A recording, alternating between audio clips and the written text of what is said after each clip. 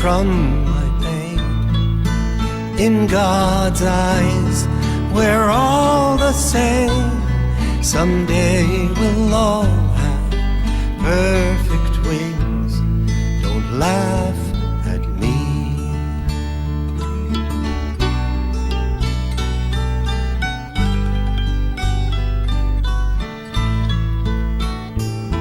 I'm the beggar on the corner. You passed me on the street, and I wouldn't be out here begging if I had enough to eat. And don't think I don't notice that our eyes never meet. Don't laugh at me. Don't call me names. Don't get your pleasure from my pain. In God's eyes, we're all the same. Someday we'll all have perfect wings. Don't laugh at me. I'm fat, I'm thin, I'm short, I'm tall, I'm deaf, I'm blind. Hey, aren't we all? Don't laugh at me. Don't call me names. Don't get your pleasure from my pain. In God's eyes, we are all the same. Someday we'll all have perfect wings. Don't laugh at me. Don't laugh at me.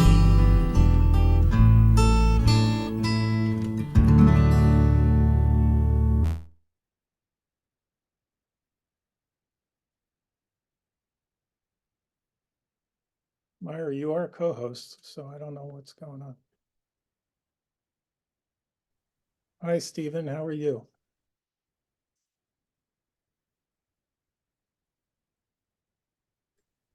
Hi, Jeff. How are you? Good to see you. Happy New Year. Bye, Jackie.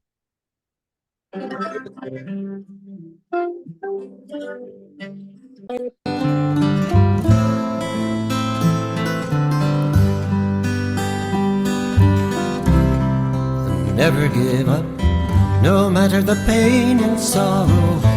Never give up, you'll find your tomorrow.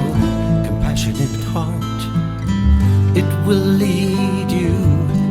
Your loving heart, it will free you to never give up. Never give up.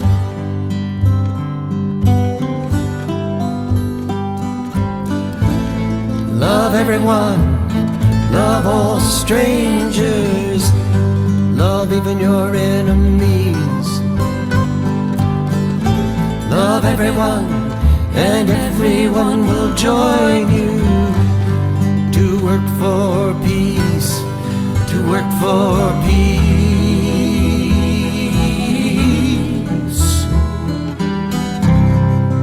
Never give up, no matter the pain and sorrow. Never give up, you'll find your tomorrow. Compassionate heart, it will lead you. Your loving heart, it will free you to never give up. To never give up.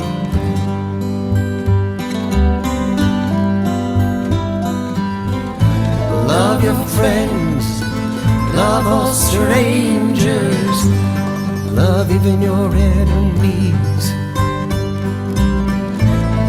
Love everyone, and everyone will join you to work for peace, to work for peace.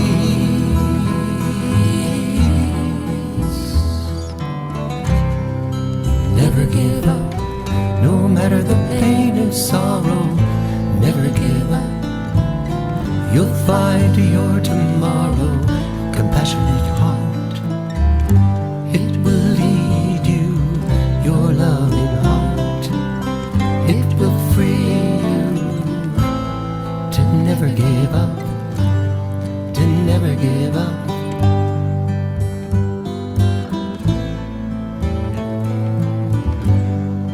never give up. Never give up, never give up. Never give up, never give up. Never give up. Never give up, never give up. Never give up, never give up. Never give up, never give up. Never give up.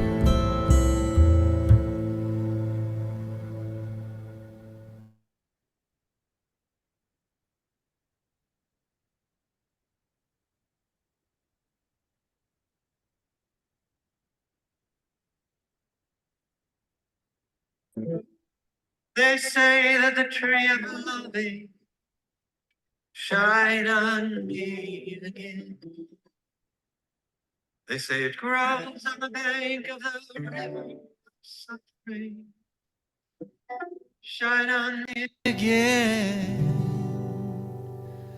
So weave, weave, weave me the sunshine out of the falling rain. Weave me the hope of a new tomorrow. Fill my cup again. If only I could heal your sorrow. Shine on me again. I'd help you to find your new tomorrow. Shine on me again. Weave, weave, weave me the sunshine out of the falling rain.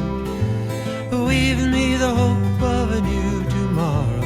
Fill my cup again. I've seen the steel and the concrete crumble. Shine on me again. The proud and the mighty, they all have stumbled. Shine on me again now. Weave, weave, weave me the sunshine out of the falling rain. Weave me the hope of a new tomorrow. Fill my cup again. Only you can climb that mountain. Shine on me again. If you want to drink from the golden fountain, shine on me again now. Weave, weave me the sunshine out of the falling rain. Weave me the hope of a new tomorrow. Fill my cup again. Weave, weave, weave me the sunshine out of the falling rain. Weave me the hope of a new tomorrow. Fill my cup once again.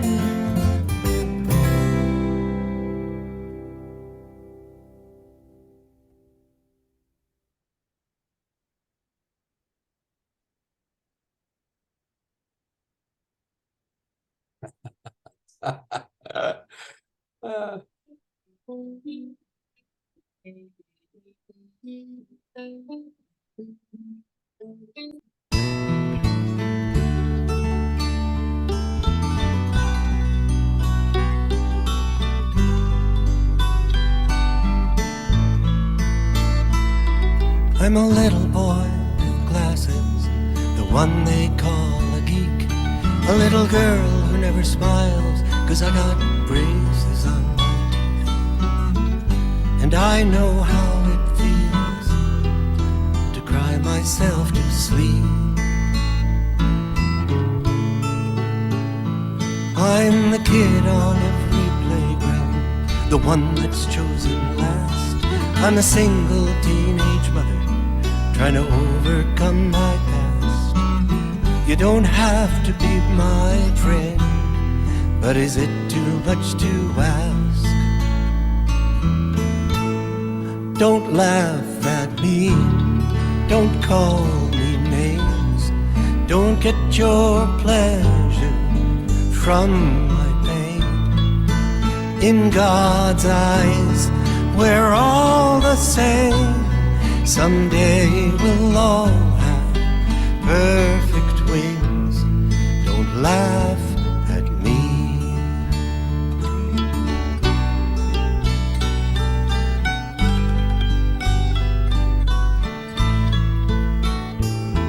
I'm the beggar on the corner.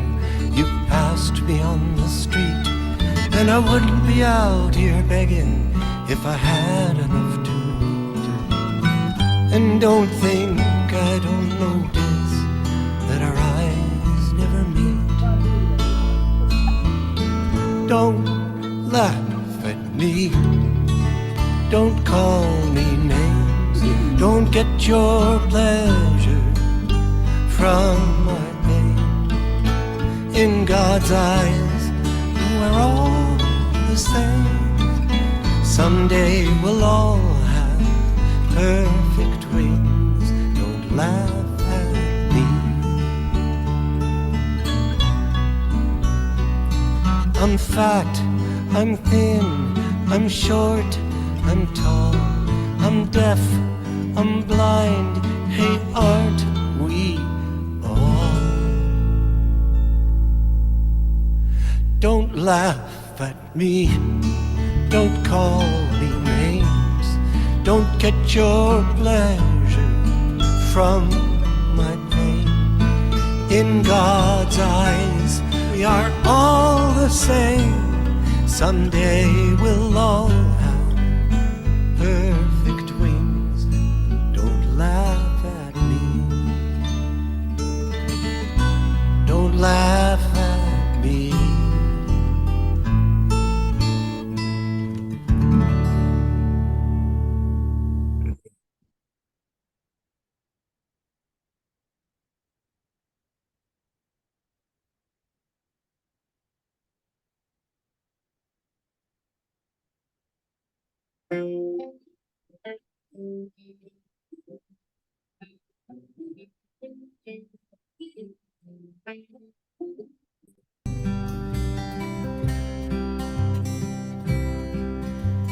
How many roads must a man walk down before they call him a man? How many seas must a white dove sail before she sleeps in the sand? How many times must the cannonballs fly before they're forever banned? The answer, my friend, is blowing in the wind. The answer is blowing in the wind. How many years can a mountain exist before it is washed to the sea? And how many years can some people exist before they're allowed to be free? How many times can a man turn his head and pretend that he just doesn't see? The answer, my friend, is blowing in the wind. The answer is blowing in the wind. How many times can a man look up before he can see the sky? Yes, and how many ears must one man have before he can hear people cry? And how many deaths will it take till he knows that too many people have died? The answer, my friend, is blowing in the wind. The answer is blowing in the wind.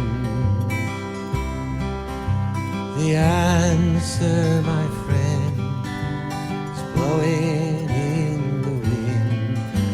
The answer is blowing in the wind.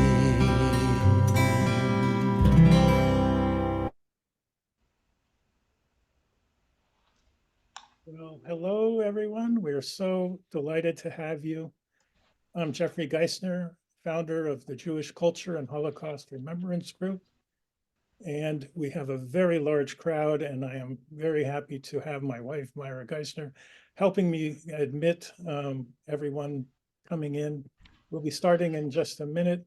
I want to welcome all of my friends who are part of the community, the survivors who I know so well as new friends who are coming to the program for the very first time and being introduced to the Jewish Culture and Holocaust Remembrance Group. I want to also bring you some introductions quickly. And hold on one second. I do that. So on screen is obviously Peter Yarrow and Jackie Gamach, who is the creative director and producer of today's program. I want to first take a moment of silence for the hostages, for our brothers and sisters in Israel, and for our valuable IDF soldiers who are protecting us and our people of Israel. So let me share my screen and have a moment of silence. Well, several moments of silence, but I'm sure you'll enjoy the music.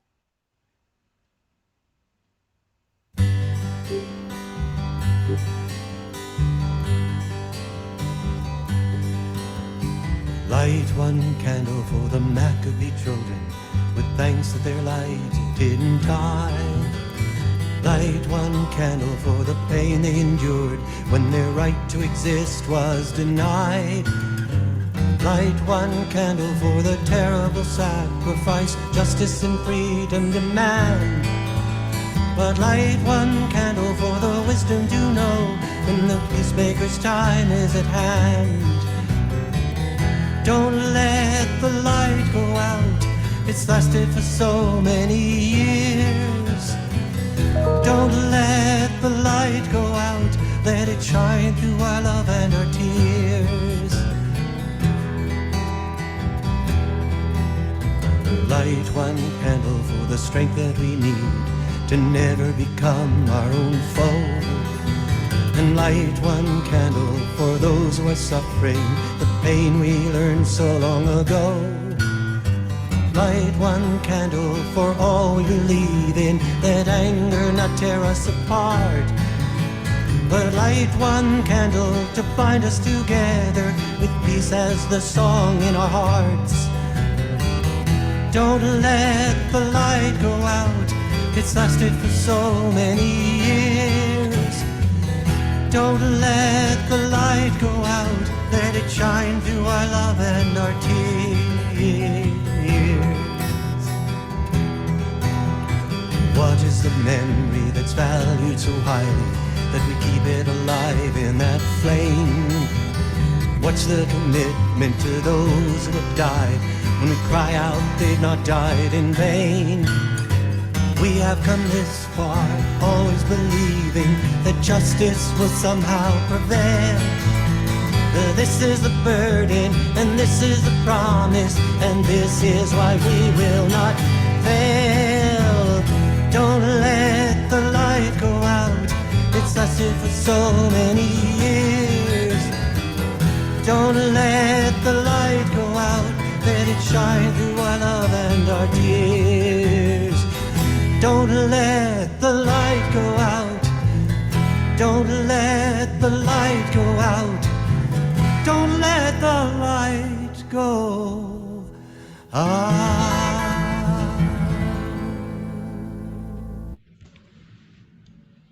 Well, that's beautiful, Peter, and it certainly speaks to how magical this program will be. I hope that each of you will be able to leave with less trauma and pain that perhaps you have come to this program with. And I am going to now introduce Jackie Gamach, Jacqueline Shema Gamach. As we know, Jackie is such a love of our group. She comes to all of our events. So Jackie, please take it away and lead us through the program. Thank you. You bring the song of Peter Yarrow, don't let the light go out, and you want me to be myself. I am just with a lot of emotion just now, and I know all of you are. And I, Jeffrey, thank you for everything. Peter, you have brought for me a new life in the US. I have been a little bit everywhere, in Tunisia, in France, in Canada, in Israel, but I cannot believe, and I want to say a very, very special thank you to you. And Peter has been the founder. When they give me the title of creative director and founder of We Are the Tree of Life, a project that I am developing, I think it's of the teaching and the admiration that I have for Peter, who drove me there and drove us there because we are all together. I mean, thank you, Toda, Aslama, Bevakasha, be strong, and let's face the times that we are living. I would like to just take 2 minutes to present to you We Are the Tree of Life. And if you don't mind, Jeffrey, can you put the first slide? When the Tree of Life synagogue was attacked, I was absolutely horrified and devastated. And I will tell you why. Because I couldn't understand, being an American citizen now, how such a drama could happen in the US, which is such a young country. I come from Tunisia, 2,000 years of Jews. But here you have 3, 4 generations of people coming from all over the world as immigrants. And I was devastated. And I decided to talk to my granddaughter, Yvette Ballantyne, who was then 9 years old, and tell her a little bit the story of the Holocaust and what happened. But of course, I illustrated that lightly due to her age, and also with all the creations of art, because she is a kind of young artist. And the drawing of Theresienstadt and so on, and the music. And after a few phone calls, it was not even a direct relationship, she sent me this image. And if we look at the second slide, thank you, Jeffrey, I was looking at it and say, Yvette, what? I understand the butterflies, I understand the trunk, what are all those little circles? And she said, and I said, Yvette, are they leaves? And she said, Meme, 9 years old, Meme, grandma. Of course they are leaves. The tree has leaves. And I said, but why are they circles? And she answers on the phone, that's what you show me, Meme. I mean, listen, Meme, listen, with authority, of course. When I go to school, I can be hurt by somebody, or I can be unhappy, and I am sad. But I go home, I find back my mom, my dad, my brother, my sister, and I feel better. And I feel I survive, because life, it's like a little circle. And that's the reason the leaves are circled, because they are about survival and continuity and not interruption.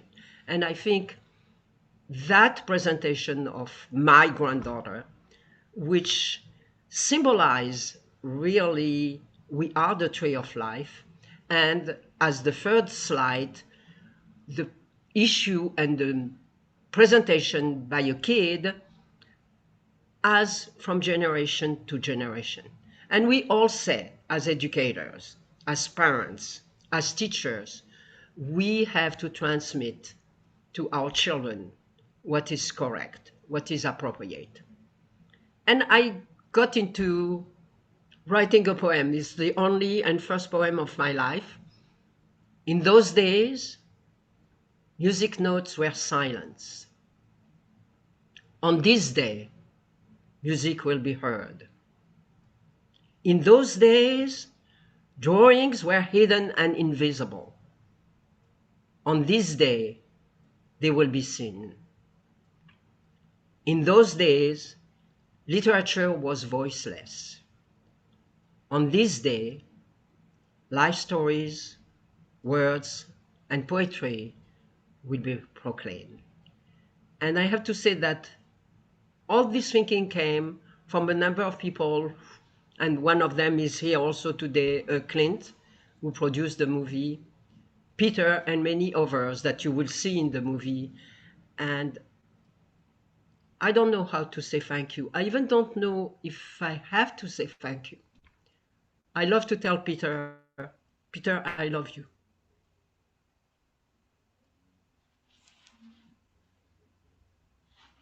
Thank you.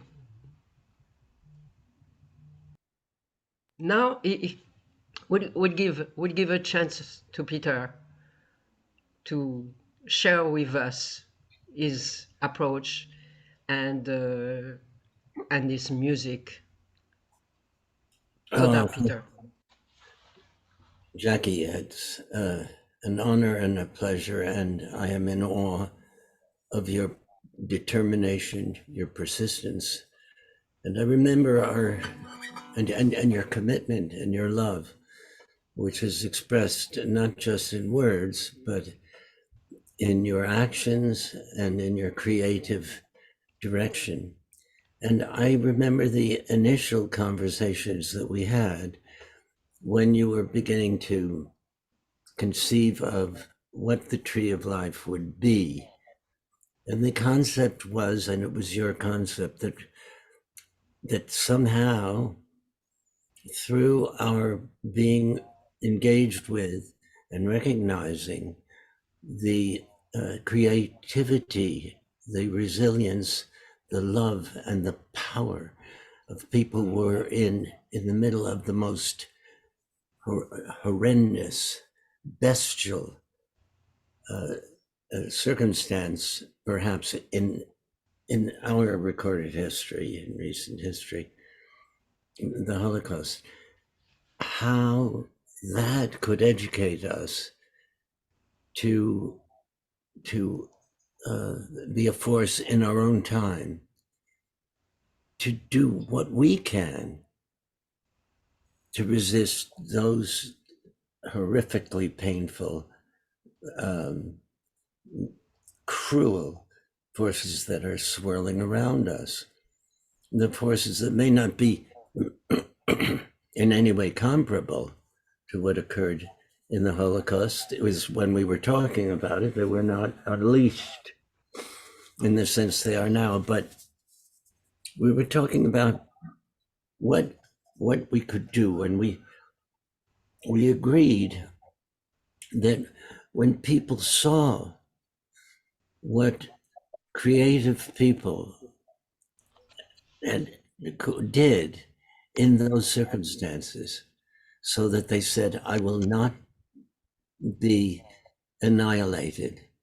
My spirit will not be annihilated. I will not lose my heart. I will not become a part of this decimation of all sensibility, this contradiction to everything that matters. I will express it. I will write a symphony. I will paint a picture. I will dance. I will write Anne Frank's diary. And that, we agreed, was an example. And also in itself, living in the zone of what tikkun olam is. I mean, look, we are instructed by our tradition, we who are Jews, and there are many friends I see here, some of whom are Jews, some of whom are not Jews. But as Jews, you grow up and you get the spirit and the word which is that your life is about tikkun olam. It is about your helping to heal the world. You cannot aspire to do more than you can, but you must do what you can. And in that context, I've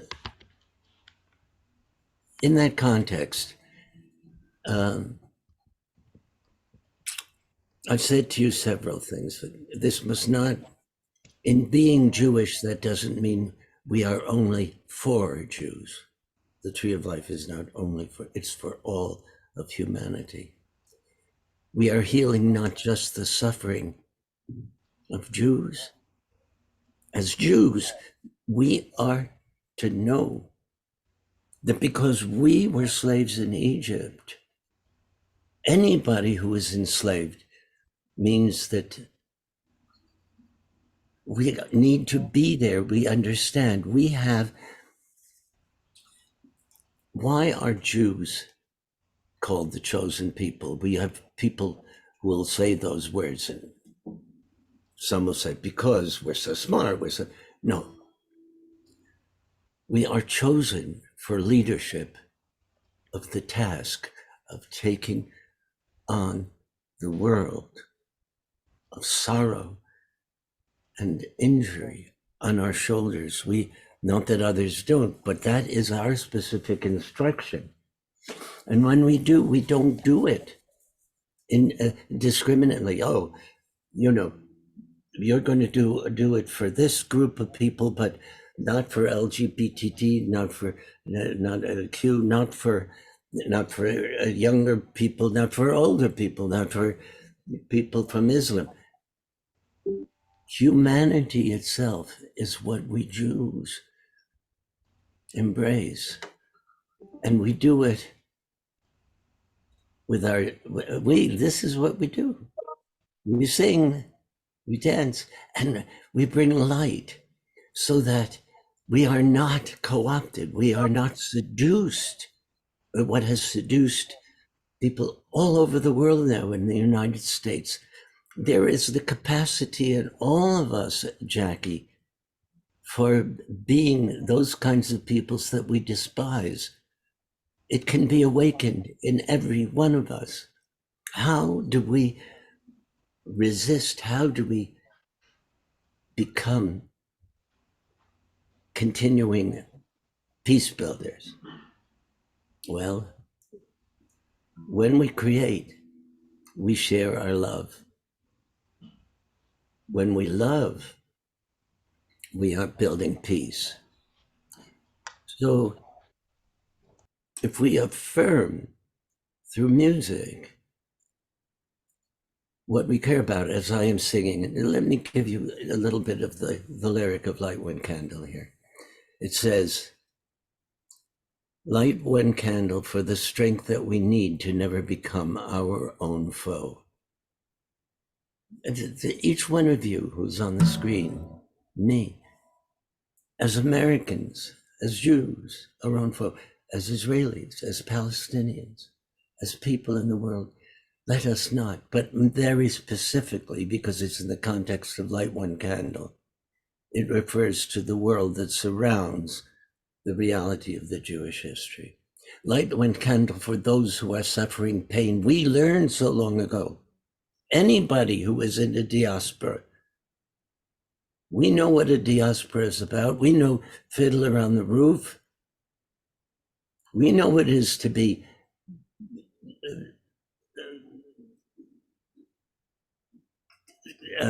to have a pogrom, to be isolated, to be anybody. That's who we are. We understand. Light one candle for all we believe in. Let anger not tear us apart. Okay, that's anger in America, the polarization, everything, but it's also anger, hatred for those who have hurt us. No, we hate the act, but somehow there's the impulse within us to respect the fact that each person is a divine, in some way, creature. And when we do that, we serve. We serve, and we are closest to the light, to what is essential and divine within ourselves. And we are joyous, and we will not be vanquished, will not be eradicated, because we have that. So our task today is to talk about resilience, survival, and maintaining our commitment to tikkun olam. To me, that is being Jewish. To me, that has been with Peter, Paul, and Mary. Now, let me give you a moment. We'll share of Peter, Paul, and Mary, and I'll ask you all to do the same. We're going to sing a Peter, Paul, and Mary song, but we're going to do it in a peculiar way. After I sing the first verse and chorus, you're going to unmute and sing along. Yes, you will be out of sync. Yes, you will be singing flat and sharp. But you know something? We will be not talking about healing. We will do a little bit of acquiring the vulnerability and love that allows us to carry on. So rather than talk about it, let's just do a little bit of it. It was written by Pete Seeger.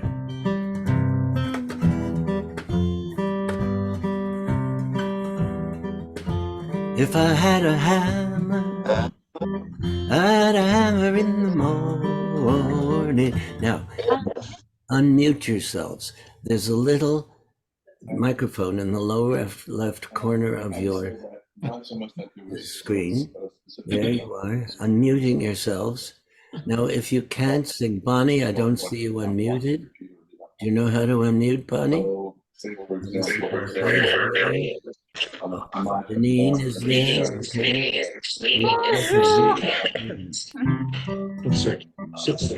If I had a hammer,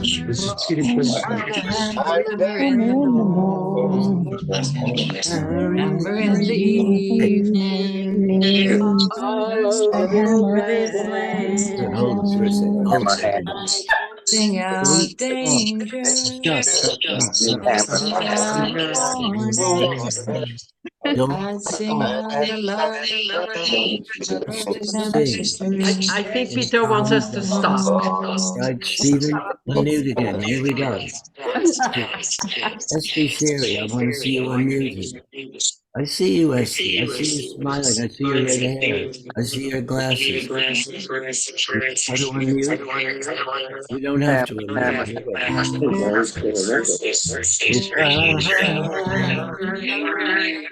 If I had a hammer, I'd hammer in the evening, all over this land.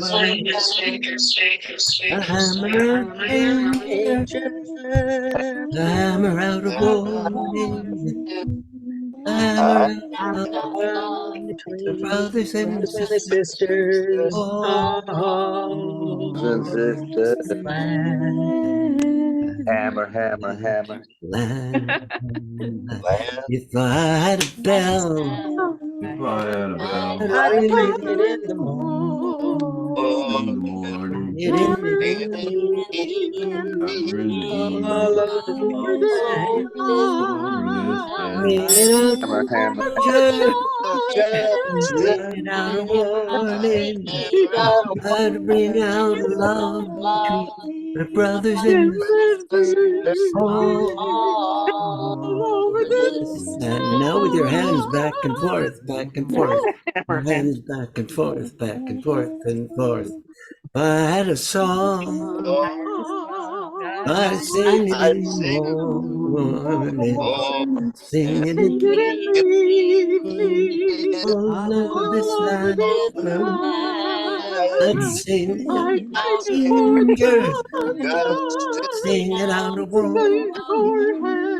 I'd sing it out love. Hands, hands. Oh, hands up. All over this Well, I've got a hammer and I've got a bell The bell. and I've got a song to I got a sing song. all over this land. It's the hammer of justice.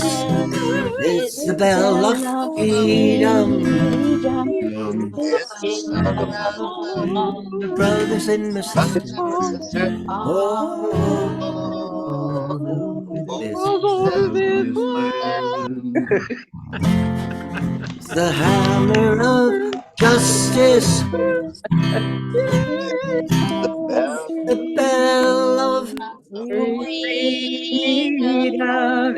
It's the song about My brothers and my sisters, all Over over this this land. land.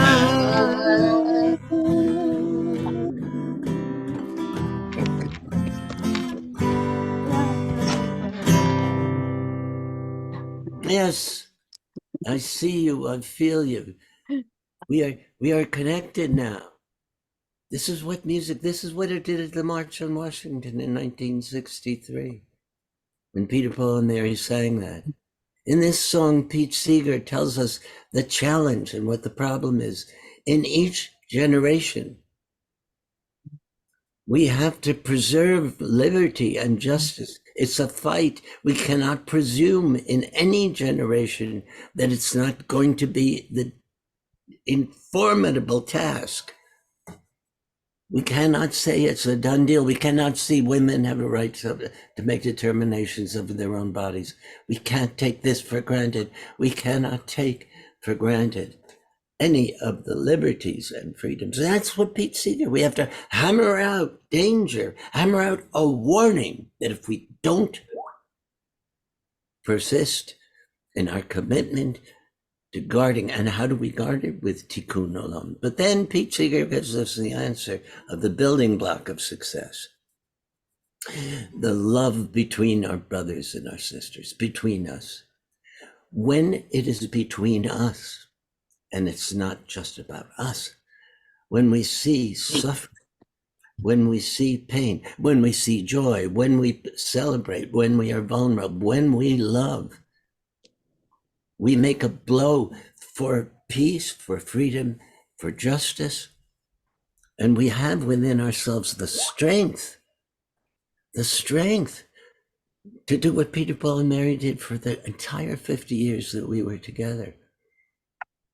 Because we had an epiphany when we were at the March on Washington. It was extraordinary. We said, we know who we are.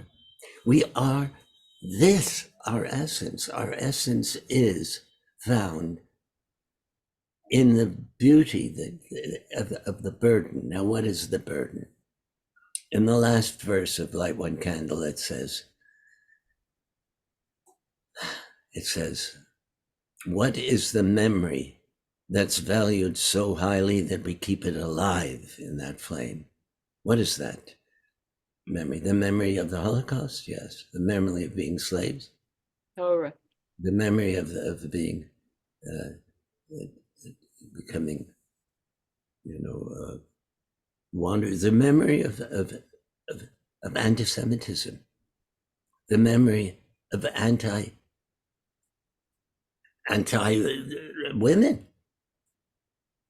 of anti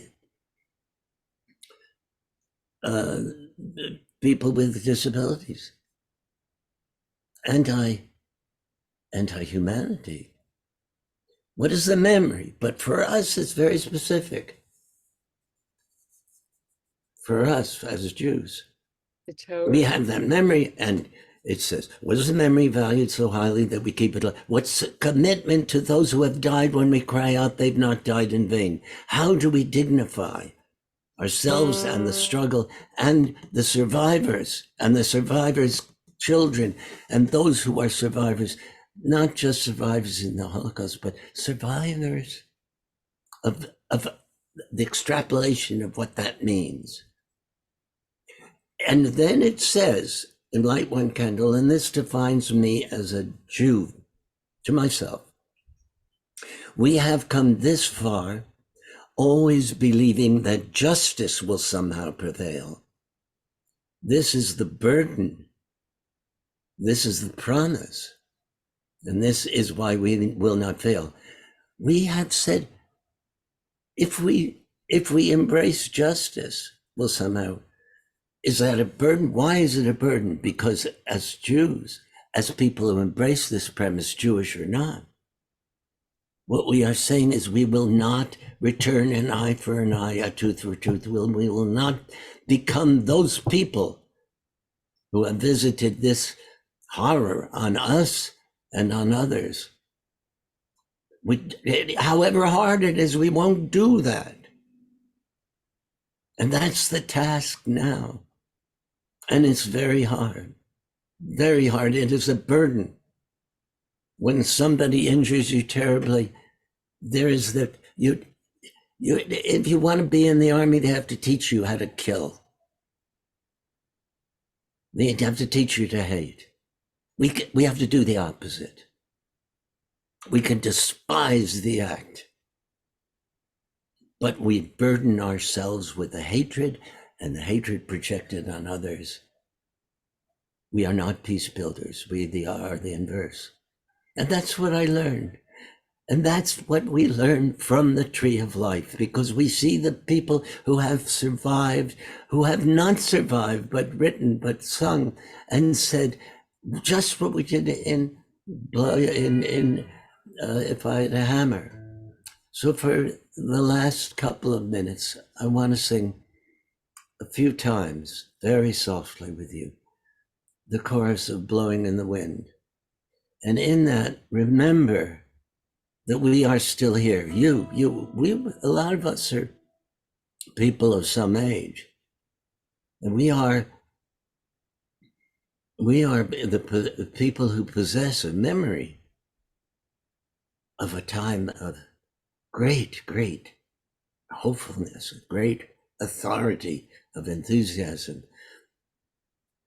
great dedication to justice, peace, not dedication to material things, not dedication to the power to injure, not the power to crush somebody else, but the power to find fairness and equity. We inherit that. We have to remind ourselves that that's who we are. So let's do that with a little bit of Blowing in the Wind. With me, unmute. Mark Weiss, unmute. And Myra Geisner, do you know how to unmute your microphone? Linda Lantieri, I love you, but you have to unmute too. And Evelyn Lipson, and Mark, here we are. All unmuted, sing with me. If I had a The hammer, answer, my friend, It seems blowing Blowing in in the the wind. wind, hammer, The the hammer, answer answer is is blowing blowing in the in the wind. wind. How How many many years in a mountain before it is washed to the sea of ignorance, the hatred of stupidity? How many years can some people exist before they're allowed to be free? Look at March on Washington when there are 250,000, most of them black and brown. How many can some people exist? And when we had that moment of silence, So much feedback with those all of us. people who are suffering, our brothers, our cousins in Israel, We do not who are suffering. Whatever happens in this conflict, we do not lose our compassion and love for one another. We do not lose the capacity to be peace builders and know that we all have the right to the dignity and respect for our existence. And we can love. When we do that, as the Dalai Lama says, he says in his song, which was playing, he said, love everyone, love all strangers, love even your enemy. How can you do that? Love everyone and everyone will join you to work for peace. He tells us. That's what we're here to do. And what inspires us? The survivors, the non-survivors, the sons, the daughters. Because they did it in the most difficult of times, when they could have been consumed so much with hatred that they could not have written a note, painted a picture, or wrote a poem. How many deaths will it take till we know that too many people have died? With me, the answer, my friend. Sir, my friend, is blowing in. You have to unmute, Susan. Eric, you have to unmute. I don't hear you. Jean, Bracha, Deborah Taubman, Faith, unmute. Ariella, I want to hear you. Why don't you? Ariella, unmute. Right, now with me, Mark Weiss, you're not unmuted. Evelyn Nixon, here you go. Together. Yeah. It's blowing.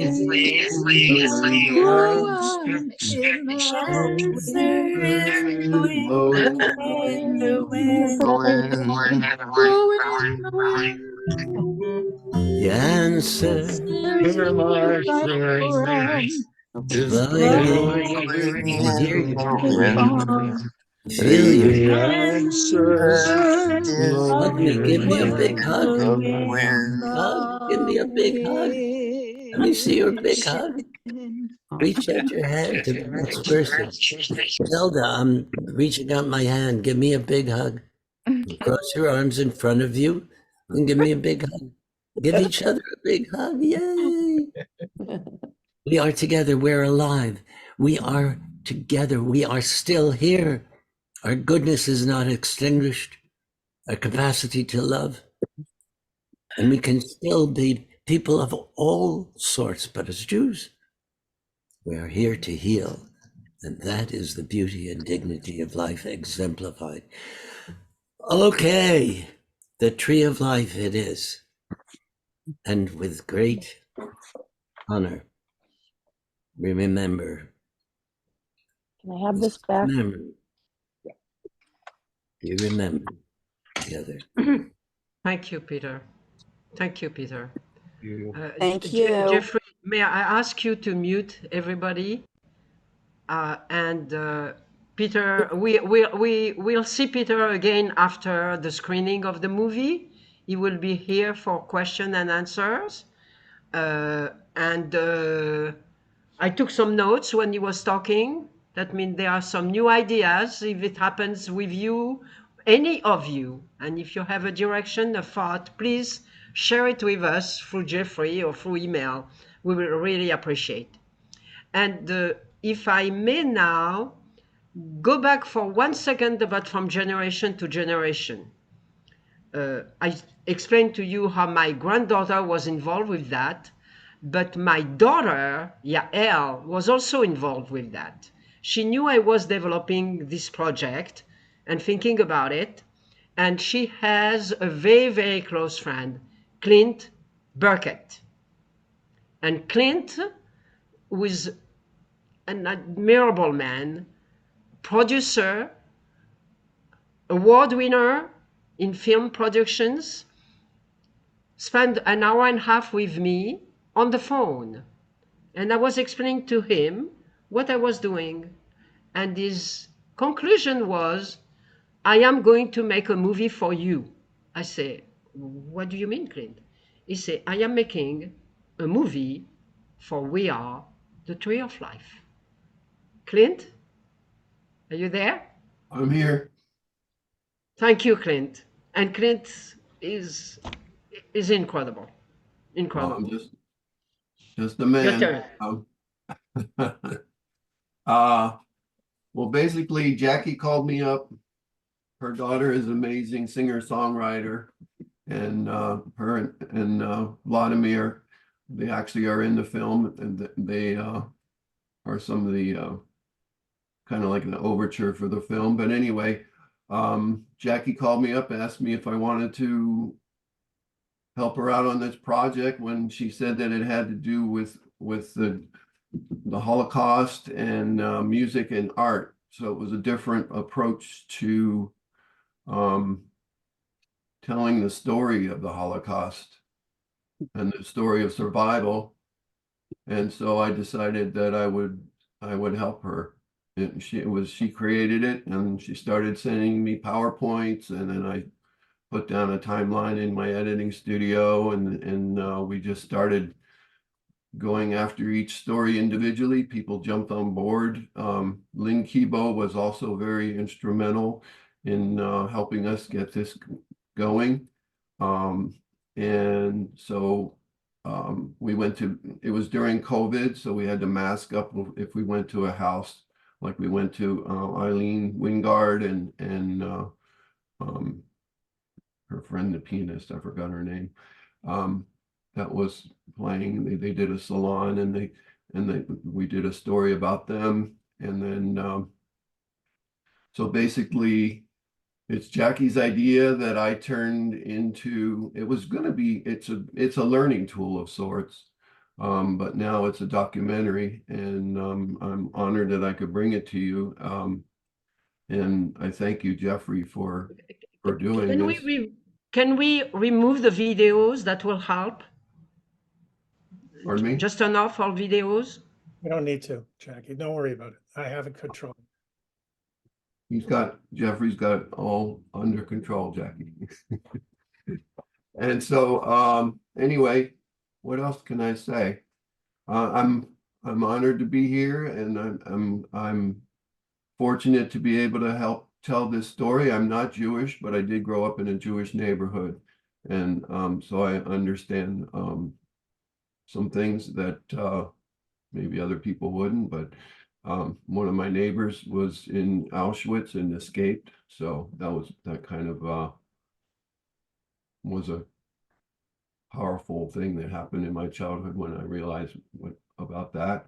But anyhow, after the film was done, then I was fortunate to meet Alan Markowitz, and Alan has been so helpful to Jackie since then, helping her hone the marketing message and promote the film, and just a really great guy. He's a filmmaker as well.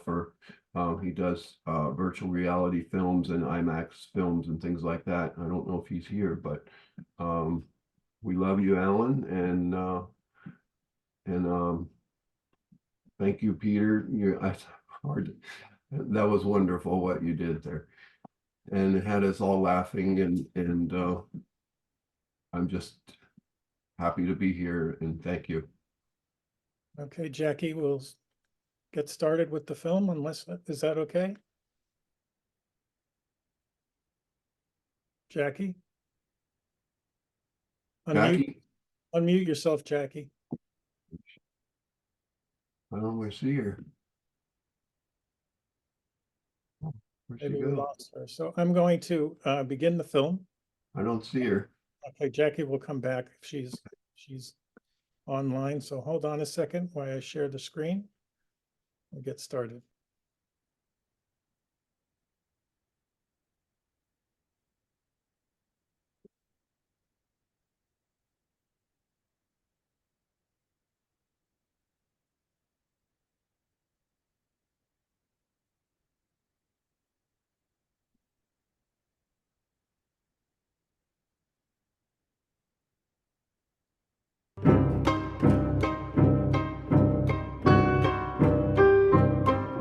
In those days, music notes were silent. On this day, the music will be heard. There's a place that is marked in the music that I've never seen in music before, tumultuoso. Enorme dose di adrenalina con il quale si può sopravvivere a situazioni di disagio, a situazioni tragiche, penose. But from her, we can kind of take her story and use it as a source of strength. And we remember the Shoah, so it will never happen again to you. In those days, drawings were hidden and invisible. On this day, they will be seen. Helga's drawings are known throughout the world and are documented in the book, Draw What You See. We must tell the story of Friedel Dicker Brandeis and the art of the children of Terezin. On these days, literature was voiceless. On this day, life stories, words, and poetry will be heard. The very last, butterflies don't live in here, in the ghetto. Carry on, my sweet survivor. Carry on, my lonely friend. I'm thinking of the richness of the interviews you've done at the USC Shoah Foundation and how you have captured experiences from multiple genocides and how that might inform our thinking about a community building, we are the tree of life kind of effort. The Holocaust survivors themselves have had the final word of their own story. That to me is an amazing act of both resilience, I'm going to keep living and I'm going to tell my story, and resistance, I have the final word on this. We collectively have the final word on this. I would like to suggest that we turn off all the videos. Yes, everyone turn off your video. I'm sorry? Everyone turn off your video. Then I decided to educate my granddaughter, Yvette, 11 years old, on the Holocaust. At our last phone conversation, Yvette presented me with the tree. The idea was born, bringing back the performing arts, music, poetry, dance, literature, drawing, visual arts created by inmates in concentration camp and in ghettos during World War II. Their talents, their works, are today the message of their survival. In those days, music notes were silent. On this day, the music will be heard. So carry on, my sweet survivor. Carry on, my lonely friend. In those days, drawings were hidden and invisible. On this day, they will be seen. In those days, literature was voiceless. On this day, life stories, words, and poetry will be heard. I am the tree of life. You are the tree of life. We are the tree of life.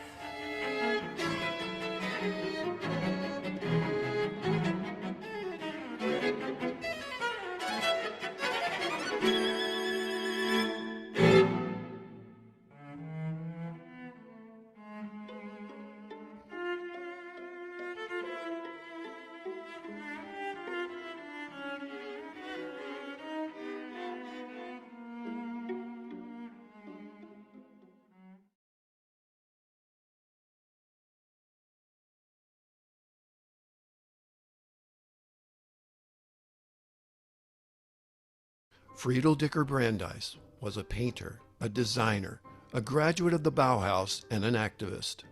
Her passion was creating art and teaching art to children. She and her husband were deported on December 16, 1942, to the Terezin ghetto.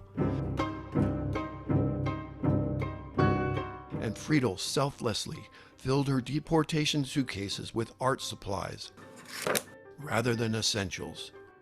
Many of her young art students were also being sent to Terezin, and Friedel knew continuing their art lessons would be vital to their ability to cope with the traumatic conditions in the ghetto.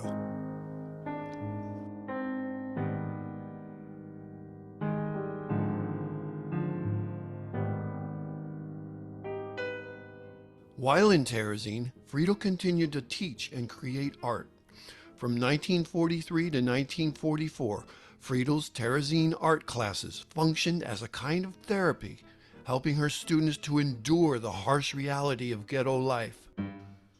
With Friedel's support and guidance, the children were able to create art, cultivate hope, and transcend their reality under the most difficult circumstances.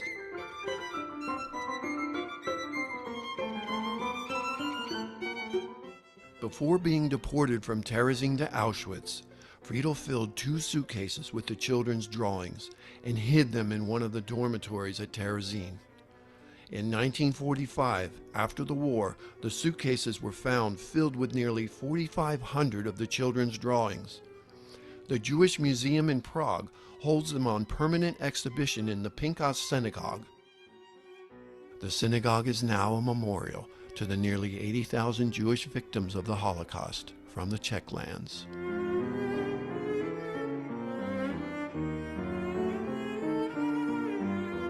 The drawings left behind by Friedel and the children of Terezin are their historic legacy. For the world's collective consciousness, we must tell the story of Friedel Dicker Brandeis and the art of the children of Terezin. These emotionally powerful drawings, paintings, and collages are a testimony to their resilience, their existence, and their persecution. This art is now all that is left to commemorate their lives.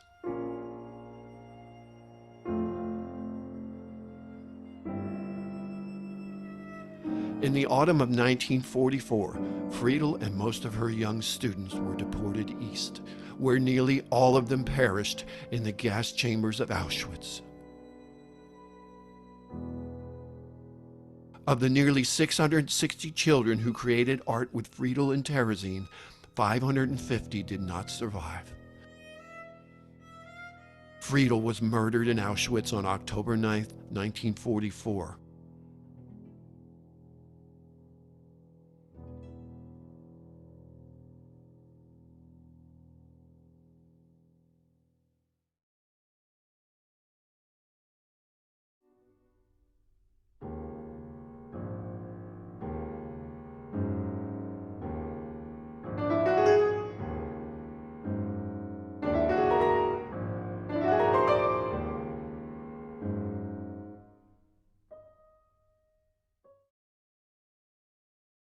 I think that's the essence really of what this program's about, is how do we come together and continue to grow together, be together in spite of all of the different types of tragedies and traumas that have persisted over, not only the recent ones, but over the centuries, and including, of course, and especially the Holocaust.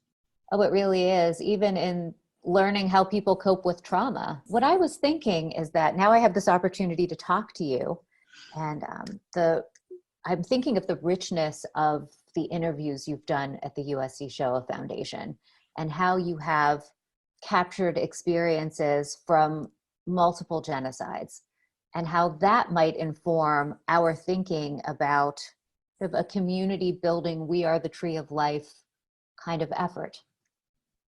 I always think of the JCHRnow Foundation archive as an archive of resistance and resilience. The first thing is that people are only speaking in our archive because they survived. And the intent of the Nazi regime was to wipe out every single Jewish man, woman, and child, as defined in the final solution at Wannsee in 1942, and to ensure that not only were they murdered, but every last vestige of their existence would be removed and would be wiped out. And that's why I actually like this thing, we are the tree of life. It's about being, it's about the very essence of being alive. But in fact, the Holocaust survivors themselves have had the final word of their own story. My dad threw me in front of him. The one thing you didn't want is for the Germans to see that you were holding on to your child, because that was the whole idea, is to break up the family, murder the family. That was the genocide of the whole thing. So by not identifying that this is your child, there was a little bit of an edge you had to possibly survive.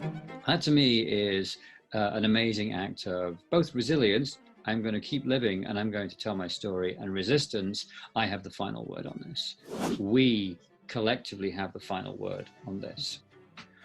One other aspect about this, Lauren, is I think I see the collective voice as being much greater than the sum of its parts. Every one of those testimonies is precious. Think about it. One of those survivors was maybe in Hungary, and the Nazis came in 1944 and they survived a year of Nazi tyranny. Maybe they were in Poland and survived 5.5 years of Nazi tyranny. Maybe they were a child in Berlin in 1933. And those words are not a recitation of history. What they really are is allowing us access to their lives. And they are, they're both memorial in nature because they talk about their mother and their father and their brothers and their sister and uncle and auntie and everybody else that did not survive, so that it becomes a memorial. When those voices come together, the collective voice of them put together speak louder than any one of the individual voices can. And so I think it's when I see that archive every day of my life, I'm just profoundly honored to have the chance to be, one of its custodians for a short period of time, because it will speak to our world for many, many centuries to come. And to know them well as people, what an honor that is too.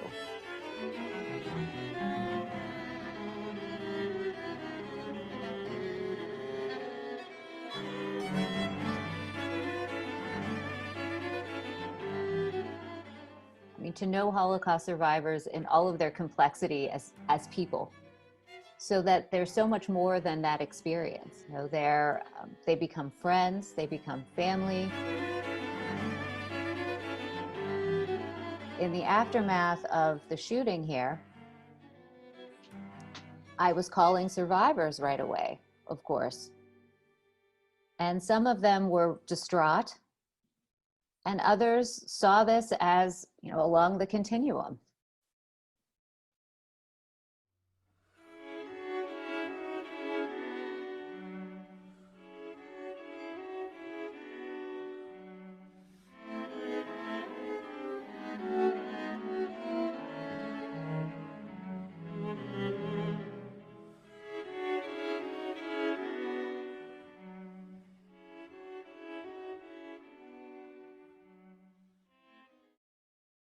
The Butterfly was written by Pavel Friedman, who was born in Prague and at the age of 21 was deported also to Terezin. While there, he wrote the poem, The Butterfly, on a piece of thin copy paper, and at the top dated June 4th, 1942. He died in Auschwitz on September 29th, 1944, and several of his poems were discovered after liberation, and they're housed today at the Jewish Museum in Prague. The last, the very last, so richly, brightly, dazzling yellow. Perhaps if the sun's tears would sing against a white stone. Such a yellow is carried lightly way up high. It went away, I'm sure, because it wished to kiss the world goodbye. For 7 weeks I've lived in here, penned up inside this ghetto. But I've found my new people here. The dandelions call to me, and the white chestnut candles in the court. Only I never saw another butterfly. That butterfly was the last one. Butterflies don't live in here, in the ghetto. Hi, my name is Lynn Kibo, and we are the Tree of Life. Helga Wysova is a Terezin survivor. As a child, she created over 100 drawings detailing her experience in Terezin.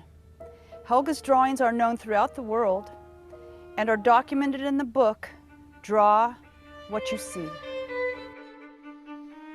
On December 10th, 1941, Helga Wysova, age 12, and her parents were taken from their Prague home and deported to Terezin. Shortly after being separated from her parents at arrival, Helga, an avid artist, managed to smuggle one of her drawings to her beloved father, Otto Weiss, in the men's barracks at Terezin. Draw what you see, was her father's response. And so, from 1942 to 1944, Helga Wysova drew everyday life at Terezin.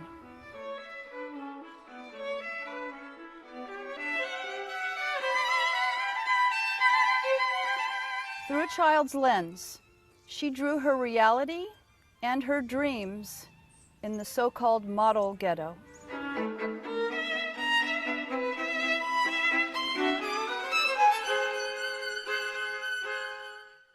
Upon deportation to Auschwitz in 1944, Helga left her drawings with her uncle in Terezin, who hid them and so saved them. Helga was liberated on May 5th, 1945. She lives in her family's apartment in Prague, from which they were taken in 1941.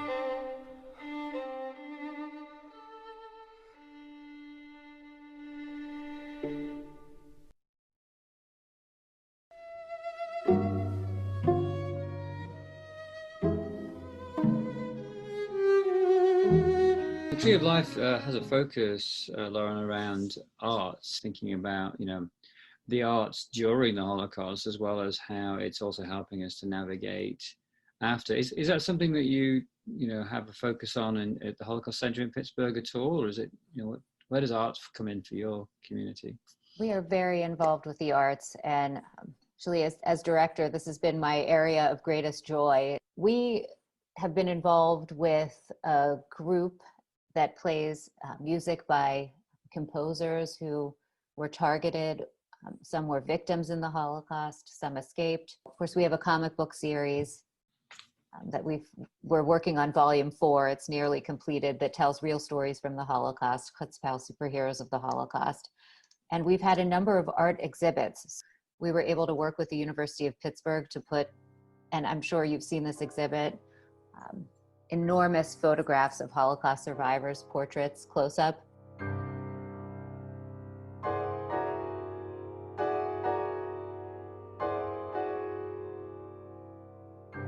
We put them all over an outdoor space at the University of Pittsburgh, and that was really an incredible moment. Simultaneously, we had a photography exhibit that juxtaposed photographs that had to do with the Tree of Life, Holocaust photographs, and photographs from protests. So Black Lives Matter protests, Say Her Name protests, with really limited captioning. So when groups came, students, people from the community had a chance to reflect on photographs that were really significant and meaningful to them.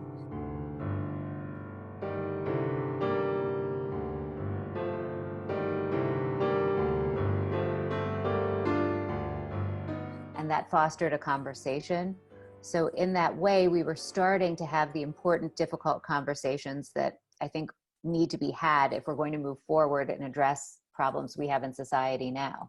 I'm always amazed by the amount of art and creativity that happened during the Holocaust itself, notwithstanding, the enormous, pressure that was on the individuals concerned, the kind of the life force to create and to tell the story through different artistic expressions. In testimonies, it's worth actually just going into the Shoah Foundation archive on what they call the Visual History Archive online. Anybody can go on there and just search under art, for example, and there'll be thousands of art pieces and artistic stories about art and music and literature that come up through the testimonies, and particularly poems and literature and songs and so forth that take them back, the survivors back into this time and remember these remarkable reflections. I quickly put on my wet pants and my jacket and and he shuffled along with his wooden shoes and came to the commandant's quarters, and he's nice and warm. He's sitting there drinking whatever, schnapps or whatever, you know, and he thought there was no skin. He was, his cheeks were red and puffy, and he says, "Yeah, spiel doch was," and throws a harmonica at me. And I called it, and I shouldn't have asked him, was soll es sein, Herr Lagerälteste? Was soll es sein? What should it be? What do you wish? And he said, "Spiel was von Schubert." So how am I going to tell him, no, let's play something else? You don't say no to him. So I started to play that Schubert Stentie, the Serenist.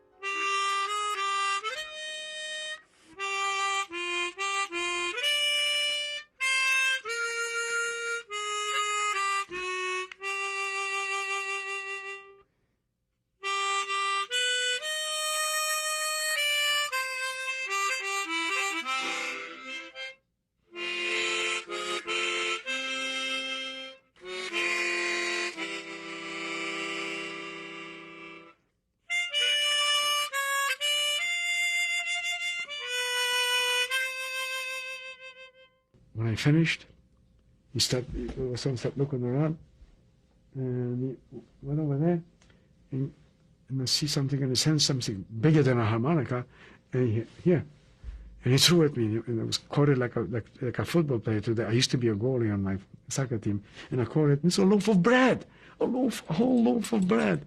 And the full face of my dad came to my mind again. I said, "Oh, Dad, why are you now? I wish you were here. I have a loaf of bread I could share with you."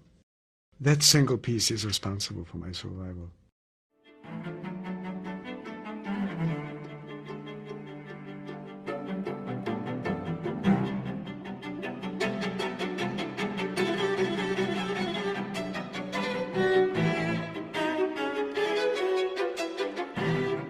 So I went to Comic-Con a few years ago and discovered this as I walked through the door, called Letting It Go by Miriam Caton. Wow. Miriam is a Holocaust survivor and a graphic novelist. And you can see in here beautiful, beautiful illustrations. And once she'd finished her career, she turned in her retirement to actually telling her own story through a series of books, graphic novels.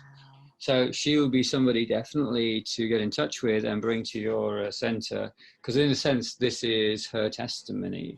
Another exhibit that we just did at USC Shoah Foundation called Facing Survival, a national award-winning portrait artist, David Kassan, has dedicated his time to painting survivors of the Holocaust.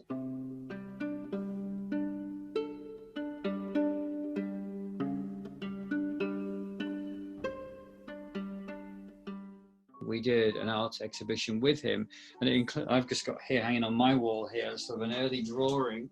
This here is an image of, I think it's 11 or 12 Holocaust survivors who went through Auschwitz, who live in LA today. It was displayed at USC as part of Facing Survival with these individuals life-size in huge galleries. And what was really interesting was when I saw David's work, I saw it as an act of testimony, that even though they are not saying anything, it's sort of the indelibility of their faces and what he paints into their faces in terms of their life history just comes through very, very clearly. And in a sense, having the survivors there with their images, so the living survivor with their images, to me was just a real powerful reflection of what this program's all about, which is we are here, and also we are indelible. And I think that that sort of intersection between art and history and testimony is just tremendously powerful and interesting. At the University of Pittsburgh, between the Cathedral of Learning, which is a 1930s building that looks like Gotham Tower, and a chapel on the other side, is this beautiful lawn. And that's about as close as you're going to get to a city center. And one of the vice provosts agreed to host this at Pitt. It really was an incredible thing. It went up, and it was in an area where so many people are just walking that it became, you know, I was there almost every day while it was open, and I would see people exercising, stop.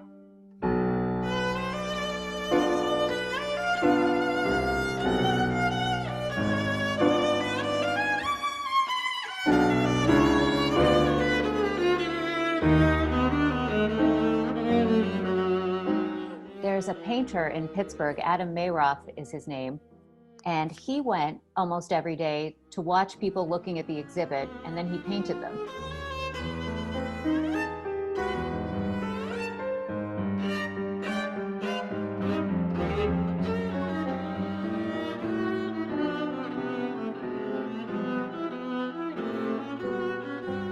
I acquired one of the paintings because I loved them, but this is what it looks like. And it's Irene Schulman here, and Judah Samet is here. Judah Samet's name is fairly well known at this point because not only was he a child camp survivor, but also he was in the parking lot at the Tree of Life the day of the shooting, and the police made him leave. So he survived the Tree of Life and he survived the Holocaust. It was very meaningful because, you know, one of the things that we're doing these days is taking testimony of those who've experienced anti-Semitism in the contemporary world and making sure that we document that as well. And so actually I think the fact you show the painting of Judah is very meaningful in that context. Yes. Actually, I grabbed another painting or two as well to show you. Just continuing that story about David Kassan and facing survival. This is a drawing of Pinchas Gutter. Pinchas is a very close and dear friend of mine, but you know, he's also become very well known for being the first interviewee of the Dimensions in Testimony holographic program. And what I love about this is these are different media and how they capture the individual in different ways, because on the one hand, he's this, you know, holographic image that will talk to you for hours and hours on end, and on the other hand, this is sort of beautiful. This is a sketch of the painting that David was going to do, and this is a painting of a mother and child. It's a design for a stained glass window, as you can see, done by Holocaust survivor Roman Halter. And Roman was a very dear friend of mine living in the UK, but a beautiful piece of just deep reflection on the relationship between a mother and a child. And I suspect, you know, depicts his own family, his own mother and his own siblings. One thing we're finding while we're all digital is that distances collapse, don't they? Like, we can do this so easily and we could be next to each other instead of on opposite sides of the country. And it has come, I mean, with a lot of sadness and terrible hardship for many people. It's been a time of opportunity for organizations that are committed to Holocaust education and to preserving the memory because the space collapses.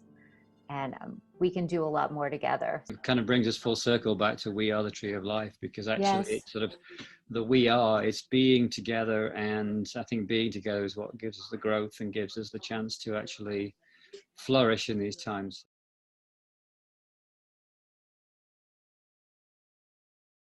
I am Peter Yarrow, and I am with you now. And we are the Tree of Life. We together are the Tree of Life. My name is Amy Ginsberg Bikel, and we are the Tree of Life. You have asked me why the days fly by so quickly, and why each one feels no different from the last. And you say that you are fearful for the future, and you have grown suspicious of the past. You wonder if your dreams have shared together, have abandoned us, or we abandoned them. You cast about and try to find new meaning, so that you can feel that closeness once again. Carry on, my sweet survivor. Carry on, my lonely friend. Don't you give up your dream. Amy, you and I shall not give up our dream. Don't you let it end. Carry on, my sweet survivor. though you know that something is gone. For everything that matters, carry on. So much has changed. So much is gone. Is threatened. Far and wide as the eye can wander, heath and bog are everywhere. Theo, who had only been back to Vienna, which was his birthplace, a very few times after the Holocaust, and after he and his parents really they fled from their really moments before the final solution began, and were able to get entry permits into Palestine. In 2014, Bikel was invited to sing in the Austrian Parliament in Vienna on the occasion of the 75th anniversary of Kristallnacht. He was there with his open heart and with his love of music and with the love of the music that he was singing. And this acted to transform the feeling in the room. And you saw people going from being very stiff and nervous to slowly relaxing, tapping their fingers on the table, kind of swaying with the music. In meine Kinderjahr, Punkt wie a Chole, wird mir alles klar. Wie seht euch durch die Balle, was hat geglanzt, und das Beimale, was ich hab es gepflanzt. In the presence of all of Austria's top dignitaries, Bikel spoke of having become a refugee and remaining one in some way for the rest of his life. I thank you for choosing to honor my people in this way, he said to them, and I would like to point out the great symbolic significance of this event, for the mass murderers are gone, and I'm still here, singing my songs of peace and freedom. Music, in some way, allowed him, as opposed to his just speaking, it was in the fact of the expression of the music that you said that hit them viscerally and in the heart as opposed to in the head. What I'm inferring from this, the connection between the intention of goodness and embrace and the ability to share it in a musical form had a transformational effect.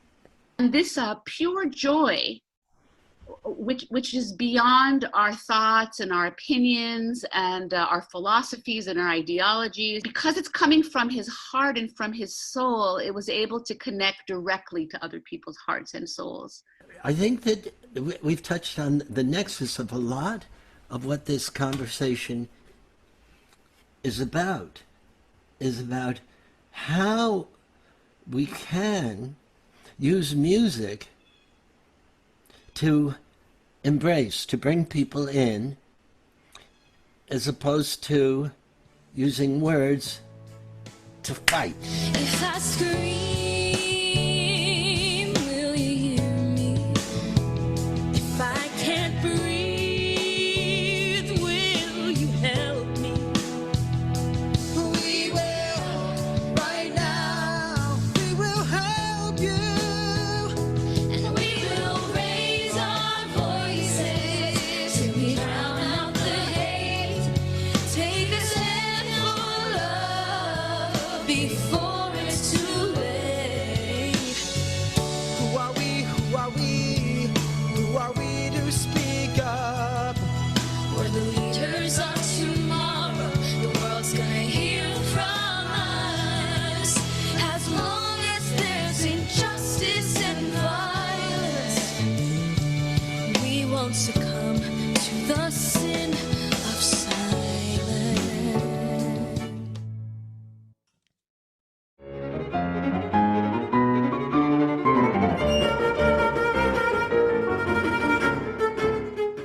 I'm Vincent Brook, and I'm a branch on the Tree of Life. My parents were born in Magdeburg, Germany, which is about 100 miles or more from Berlin. When my father was 11 and my mother was 9, they were in the same class together. They were childhood sweethearts, but they didn't really get together until my father moved to Berlin to study law, and eventually my mother came to Berlin and got married soon thereafter, in 1931. Then when Hitler took power, my mother had a job, a pretty good job, teaching gymnastics and drawing. So my father then, due to his commitment to Zionism and Palestine, he began volunteering to work for Hechalutz, which means the pioneer in Hebrew. It was the first major Zionist organization devoted to recruiting people and encouraging people to come to Palestine to establish a new Jewish land, country. The British, who controlled Palestine at the time, provided visas for couples more than they did to individuals. So my father's job was to artificially matchmake these couples that didn't know each other, get them visas so they could go to Palestine, which they did. And he claims that thousands of couples were admitted to Palestine under this process. So that's what he was doing through much of the 30s for Hechalutz, saving these people. He didn't know that they eventually would be saved from the Holocaust, but he was supporting the cause of Palestine and the Zionist agenda. I don't know if I mentioned my parents' names, Eva and Rudy Brooke. They ended up coming to America in 1938 on the day of Kristallnacht.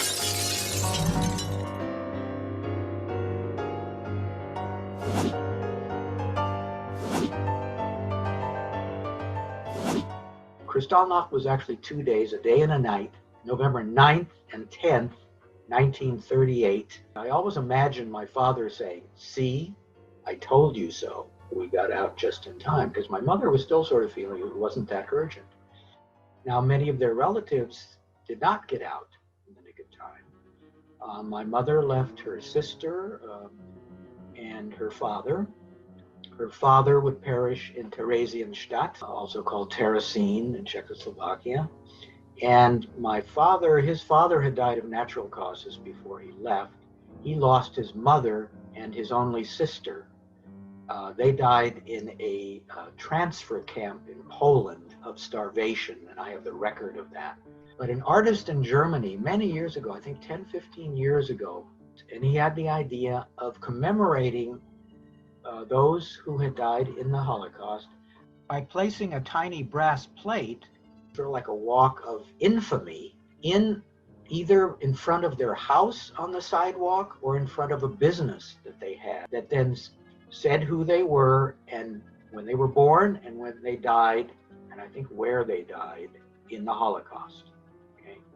And that was called Stolperstein, which means sort of stumbling block. Around 2006, I think it was, I was communicated to by someone in Germany, in Magdeburg, actually, and said, "We are going to have a Stolperstein ceremony for your grandfather, and we will lay a stone by his business." I think the house was destroyed. My wife and I went to Germany for that event, and it was very moving. I spoke. They had school children, and they would have them come to many Stolperstein events to inform them about the Holocaust. So that's kind of a tree of life, I think. It's a stone of life, maybe. My mother, who had a job waiting for her in a massage salon in Hollywood, actually, and it catered very much to other emigres who were more into massage. It was more of a tradition. Through her connections at this massage parlor where she met many prominent people and refugees, she got jobs for my father as a gardener. But my father knew a lot. And so, here's this lawyer, right, in Germany who couldn't be a lawyer, and he couldn't be a lawyer in America now either. He didn't take this as a step down. So in some ways, he got his Palestinian dream, the tree of life. That branch carried from Palestine all the way to Los Angeles, eventually became a landscape architect. He was able to buy a 2-acre farm. We had multiple apricot trees. Here, my parents were starting this wonderful new tree of life, an orchard of life, if you will, in Los Angeles, in America. And many of their close relatives are having their trees chopped down, if you will, back in Germany.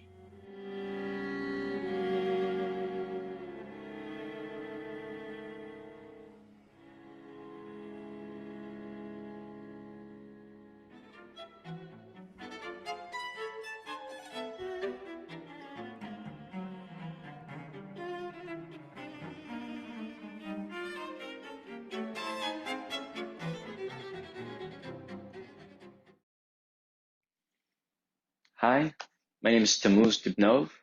I'm actually here in Tel Aviv, Israel.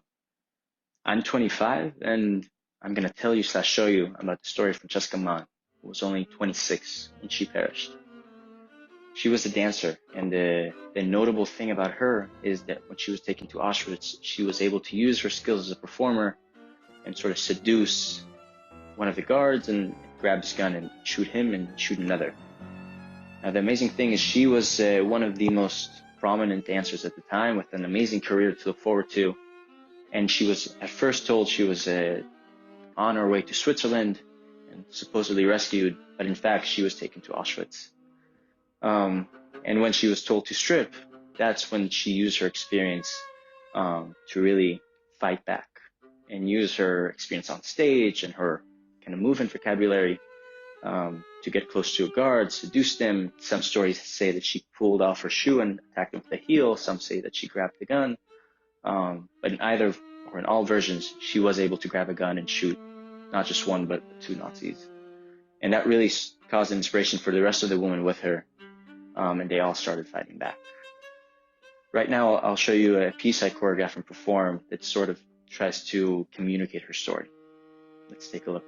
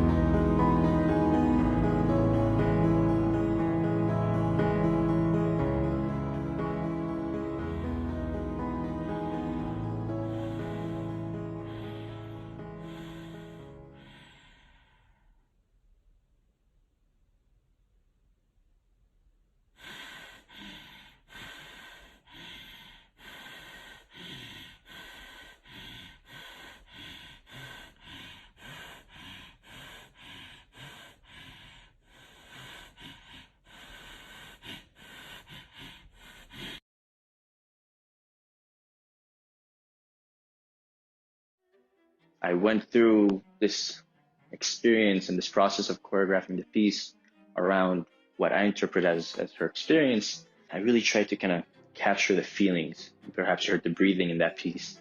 True beauty and source of inspiration is that in that moment she was able to use her skills to her advantage to even fight and make an impact in the end. She's one of the millions that perished, but from her we can kind of take her story and use it as a sort of source of strength and know that in any moment we're able to really find that strength from within and make a difference and keep fighting.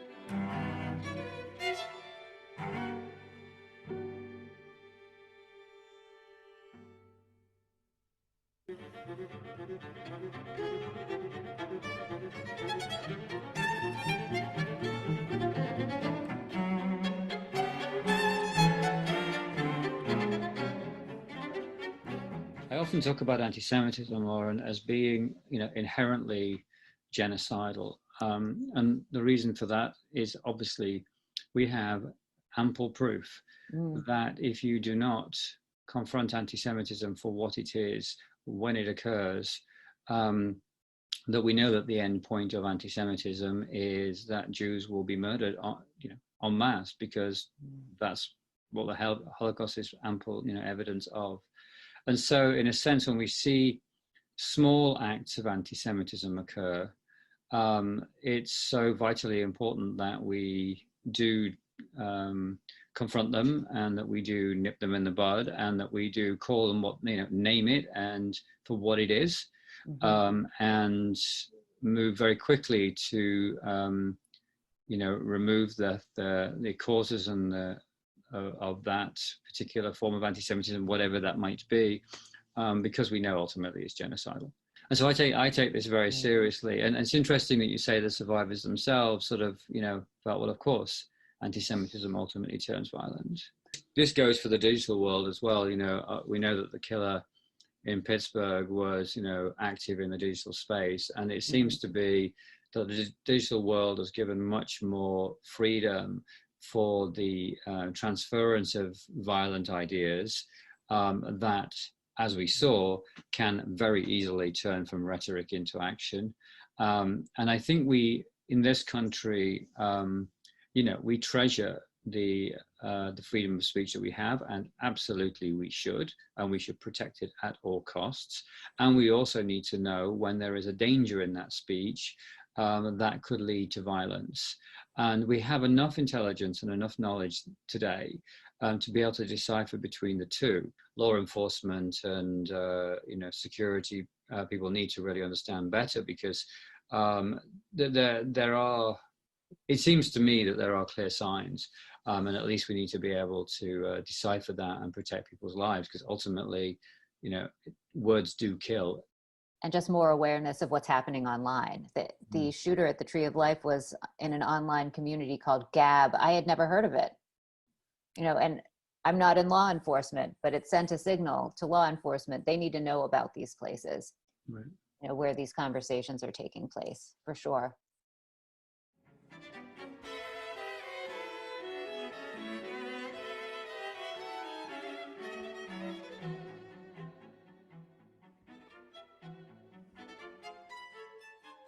I wrote this song about bringing peace. Why do I fear you? Why do I hate you? Why do I love you? Why? What if I were to tell you my story? What if I were to tell you my fears? What if I were to open my heart to you? What if I were to show you my tears? Why did I build a wall to prevent you from loving or knowing or touching my soul? Why didn't I trust you to be real and human and let trust and friendship and healing unfold? The fear that we have is not just of being hurt, but of confronting ourselves. And that is why, and being who we really are in our feet of clay, and in our glory, and in our transcendence, and in our failure. And if we can do that, I think that that points to what we must move towards if we are to heal this world, is that basically we have to make, as a world, a spiritual leap, just as the United States made a spiritual leap in the 1960s and in the Black Lives Matter movement. Not by edict will we get there, not by laws, not by armies winning this or that, not by caging people, not by oppressing people, not by putting kids in cages, none of that will ever do anything. That we need to by virtue of our finding our souls in love and inspiring that in each other and making that leap, we can redeem ourselves and each other. I want to point out that, of course, none of anything that I said or that you said doesn't contradict standing up in defense when defense is what's needed. No one's talking about rolling over. You know, I'm looking at the mothers in Portland that have been standing day in and day out, and more mothers are showing up and standing and saying, you touch our kids.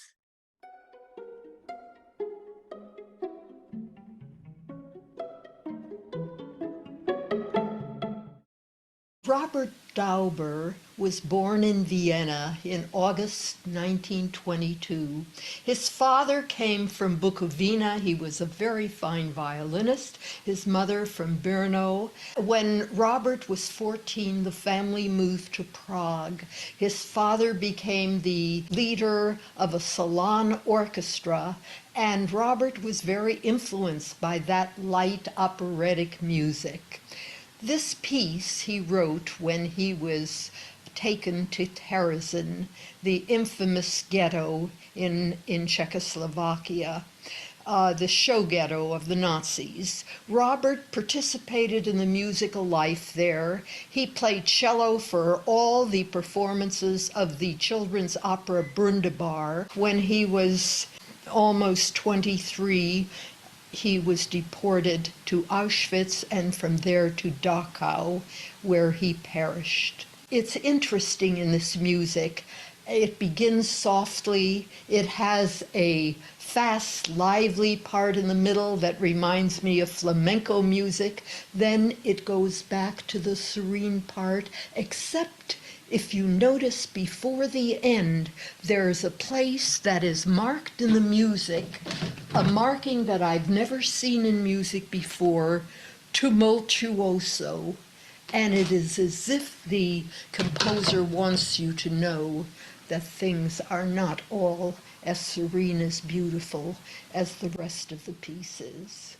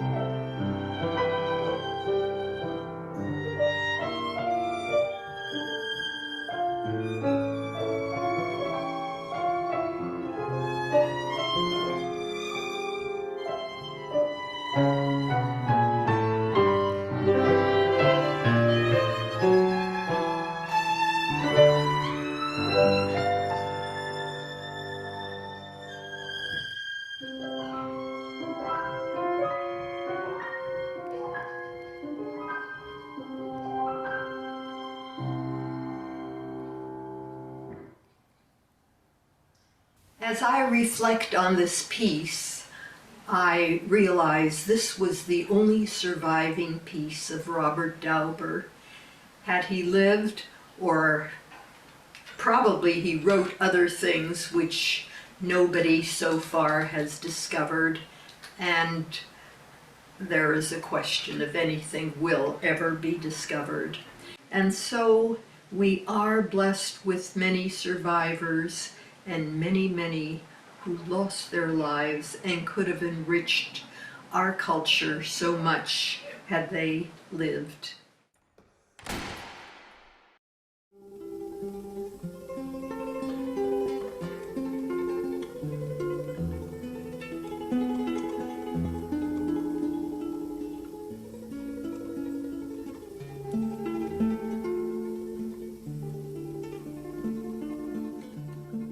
I myself lived it in Spain during the beginning and for many years of the Franco regime, and I saw the power that the arts had and how it brought great comfort to all.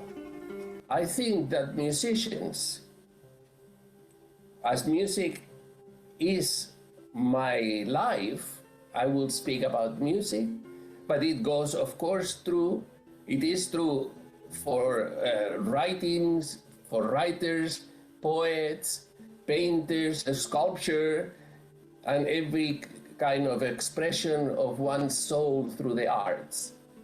But I believe that musicians, we are the guardian of our own history to preserve it and pass it on to future generations.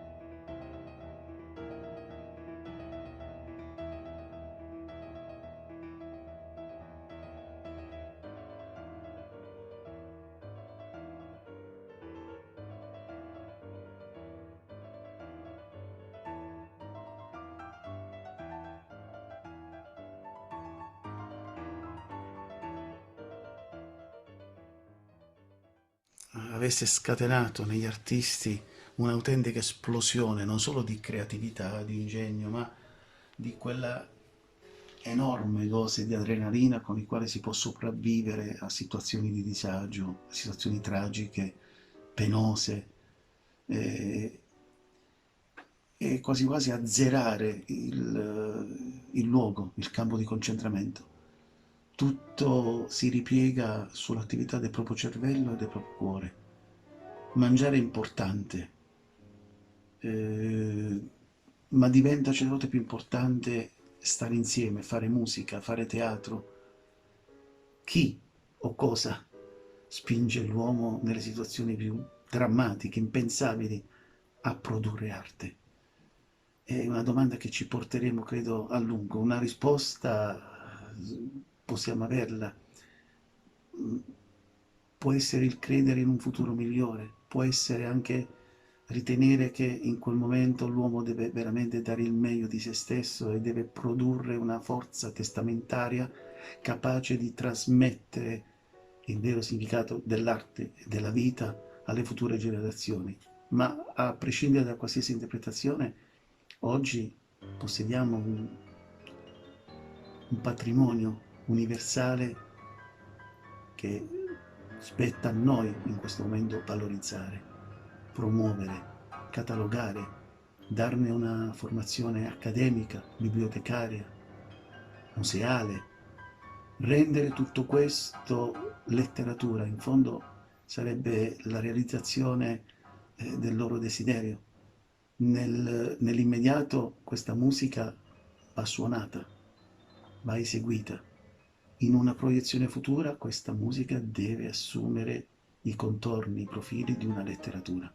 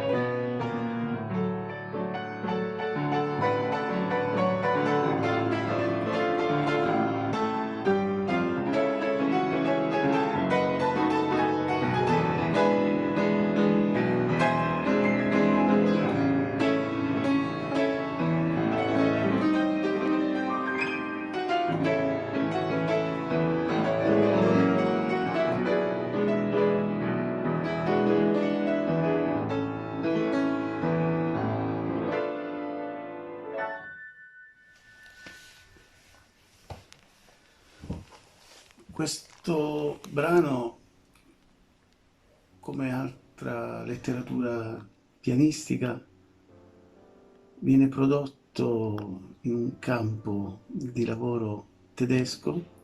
L'autore scriverà anche delle canzoni in altri campi. Come succederà a molti musicisti polacchi dopo la guerra, la situazione post-bellica, l'insediamento del regime socialista, porterà molti polacchi ad abbandonare l'attività musicale, amatoriale o di altro genere che fosse.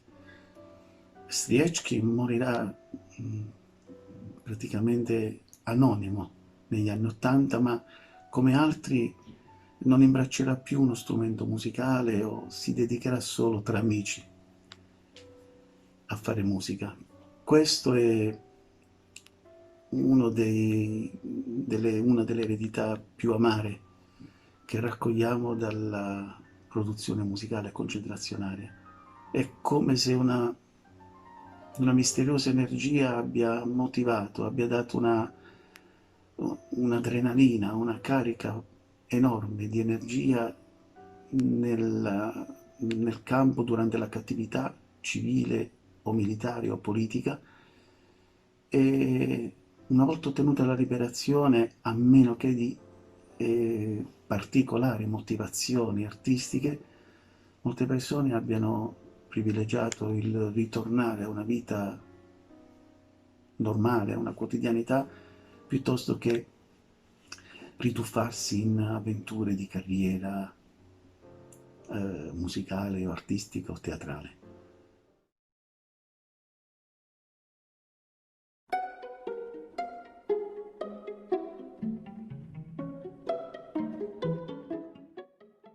My name is Susie Meltzer, and we are the Tree of Life. An excerpt from Night by Elie Wiesel.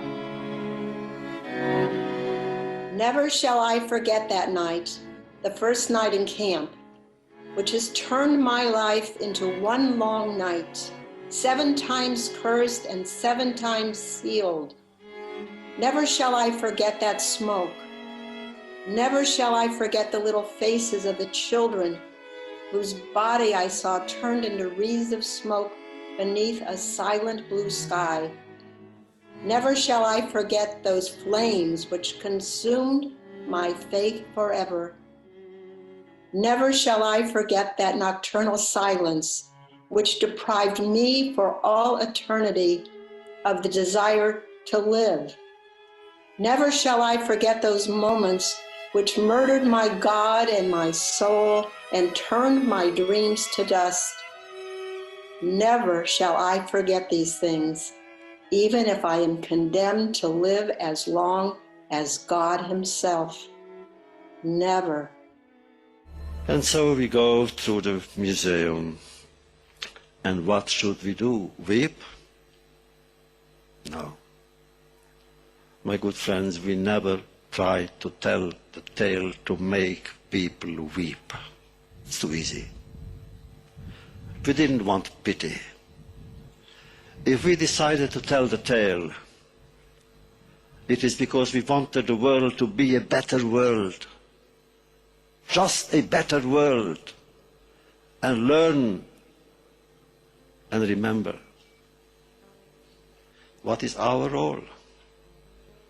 We must become the messengers.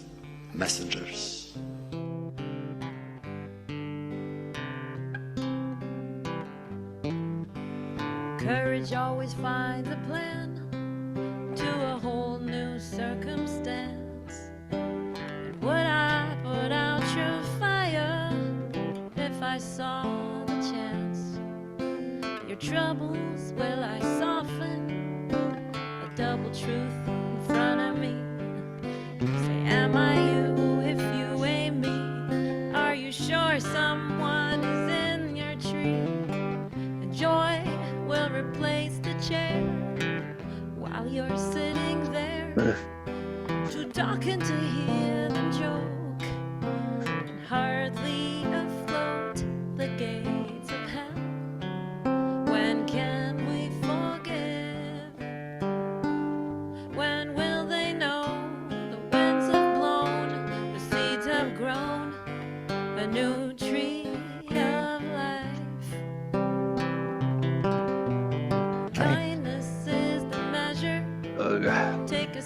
faith from the well of mercy. Throw out your fear. Hi. To grow a tree of life. It takes a long time, honey. And kindness is the measure. Take a sip of faith from the well of mercy. Throw out your fear. Yeah, I hope you know what I mean.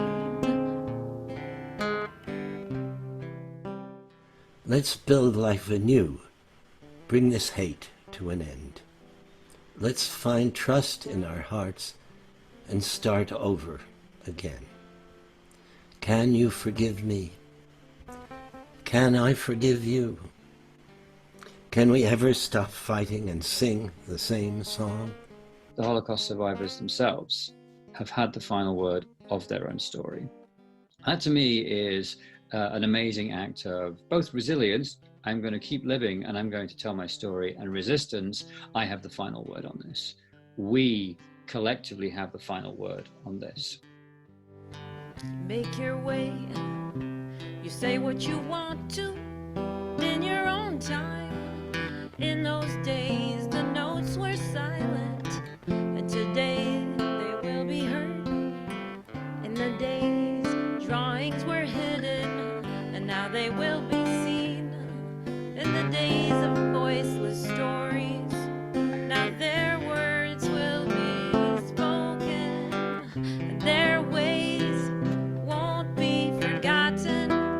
Let a people hear them, let them work it out somehow, and we remember the Shoah, so it will never happen again to you and me. Let's unravel the story. Kindness is the measure, and take a sip of faith from the well of mercy. Throw out your fear to grow a tree of life. It's a long time, honey. Kindness is the measure, with a sip of faith in the well of mercy. Throw out your fear. Yeah, I think you know what I mean.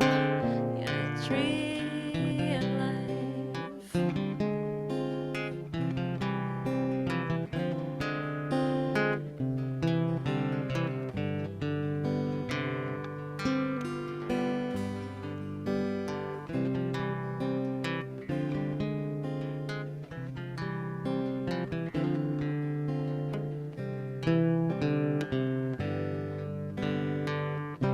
You and me, we are the tree of life. We are the tree of life.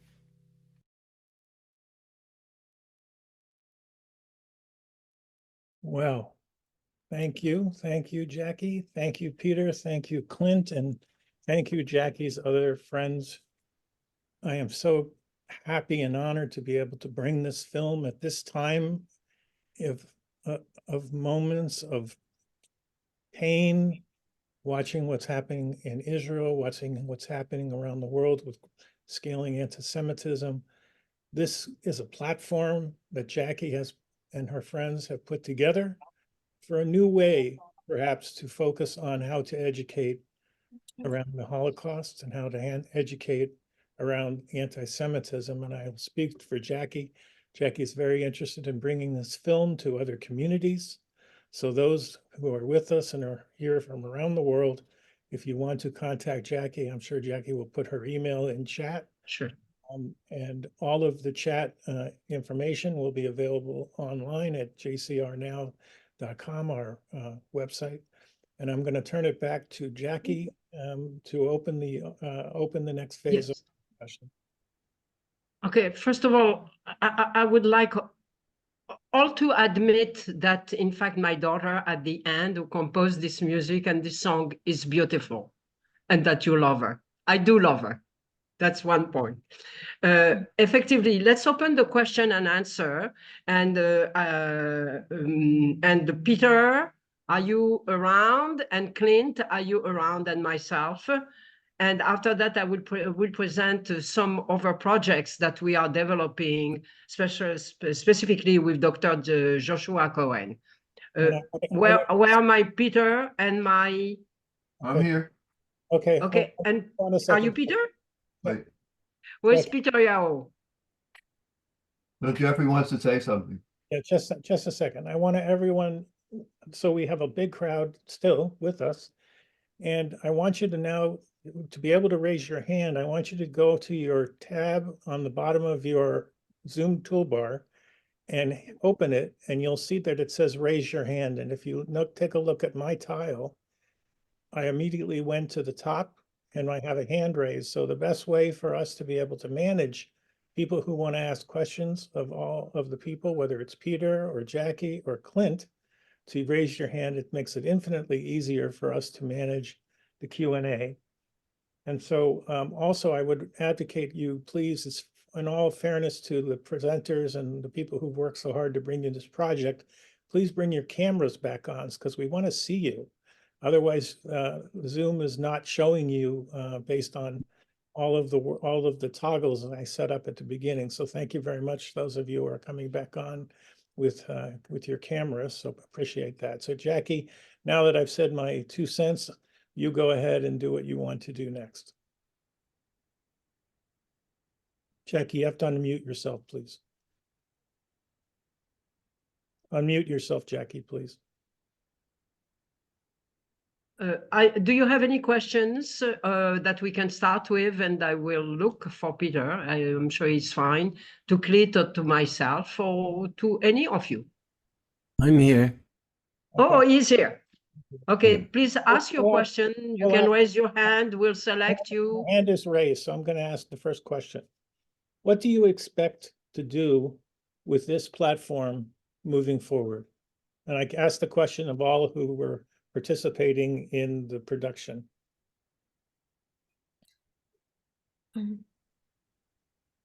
Jackie, I've never heard you be silent before. Come on. I wanted to give a chance to somebody else. No. Or to Peter. Peter, you have something to say? Yeah, I wanted you to speak. Go. No, you speak, Jackie. Okay, to say, I think it was an initiative. I still call it an initiative. That means I still think that there is a lot of thinking to do about it and orientation to give to this project, especially with the days of today and with what's happening in the world today. And I think with all seriousness that we have a very, very, very serious problem. I see it as such. And I think, for example, creating a prolongation, I don't know if it's the right word for English, of the initiative, talking about anti-Semitism.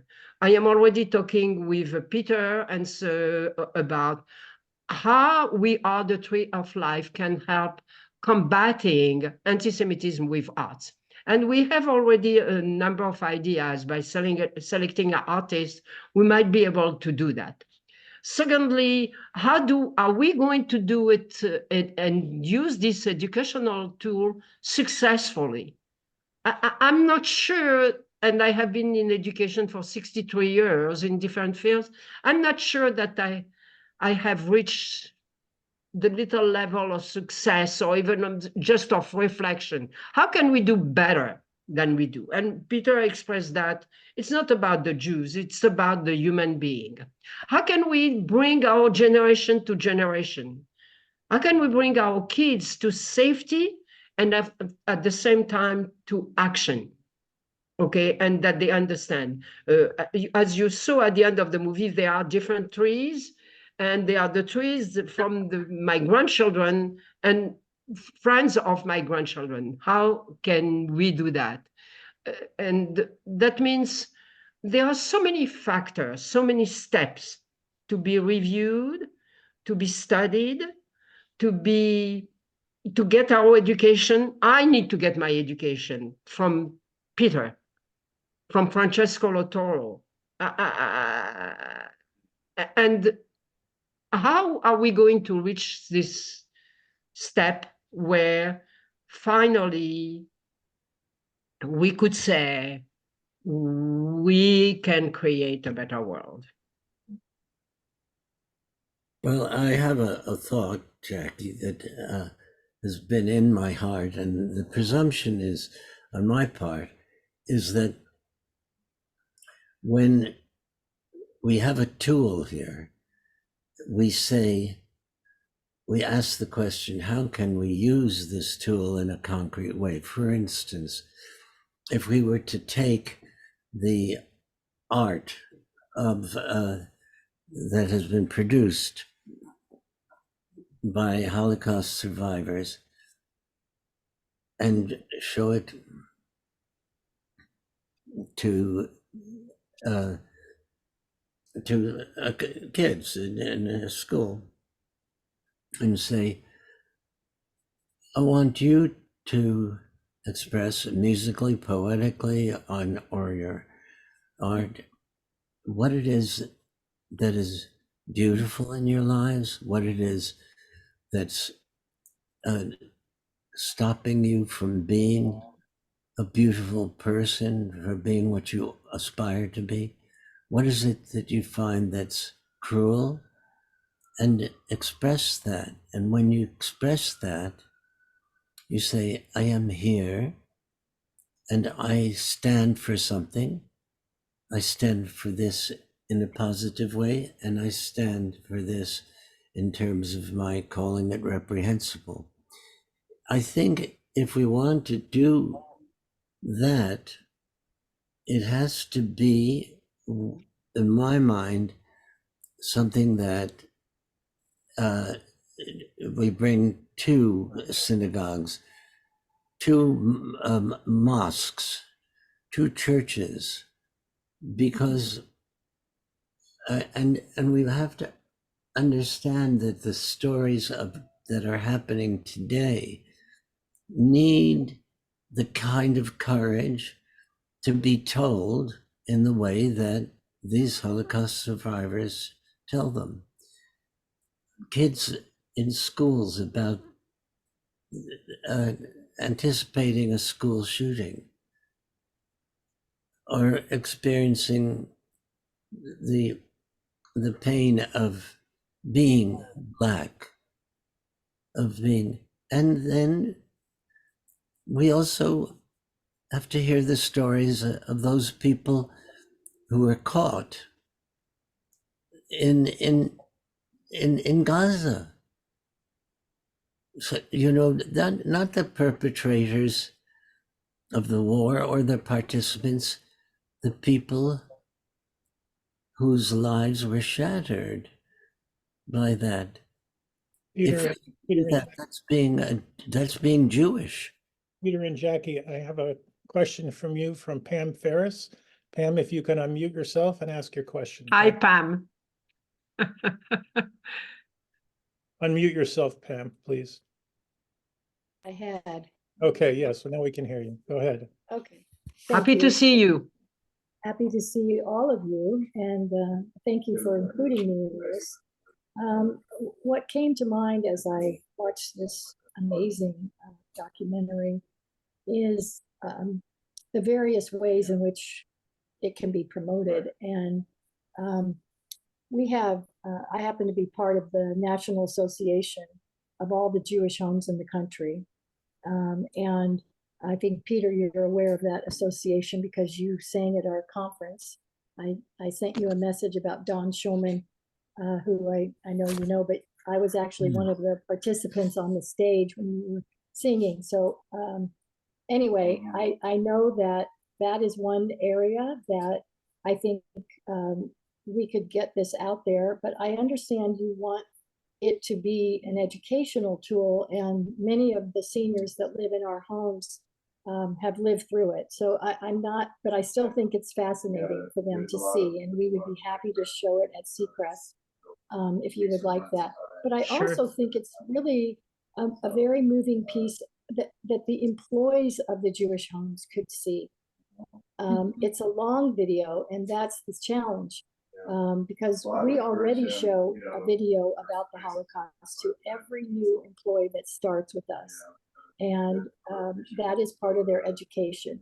So if there was a way to take a little bit I don't want to say a snippet because I don't know how you could cut it down, but Sorry. if there was a way that we could do that, then I don't understand why my colleagues would not want to incorporate this in their onboarding of employees, and especially even non-Jewish agencies, because there's this acronym DEI that's out there, right? Diversity, equity, and inclusion. And it's a very big part of organizations right now. And this could become a part of that education about diversity and acceptance and inclusion and things like that. So it might be, from a timing standpoint, a very possible interest to people from that standpoint. I also see it being provided to the Jewish day schools for the children as they learn about the Holocaust. And if there's a way to get it into the curriculum of the, public schools, which I'm leery about them accepting it based on everything that's going on with our public school systems now. But I think there are many, many ways in which this could be disseminated, and I'm happy to help if I can. So thank you, Pam. Thank you, Pam. Yeah. And I would like to jump in here, Pam. Thank you. Yes, one way is to turn it into a learning experience and a creative experience. But you're quite right, just seeing it.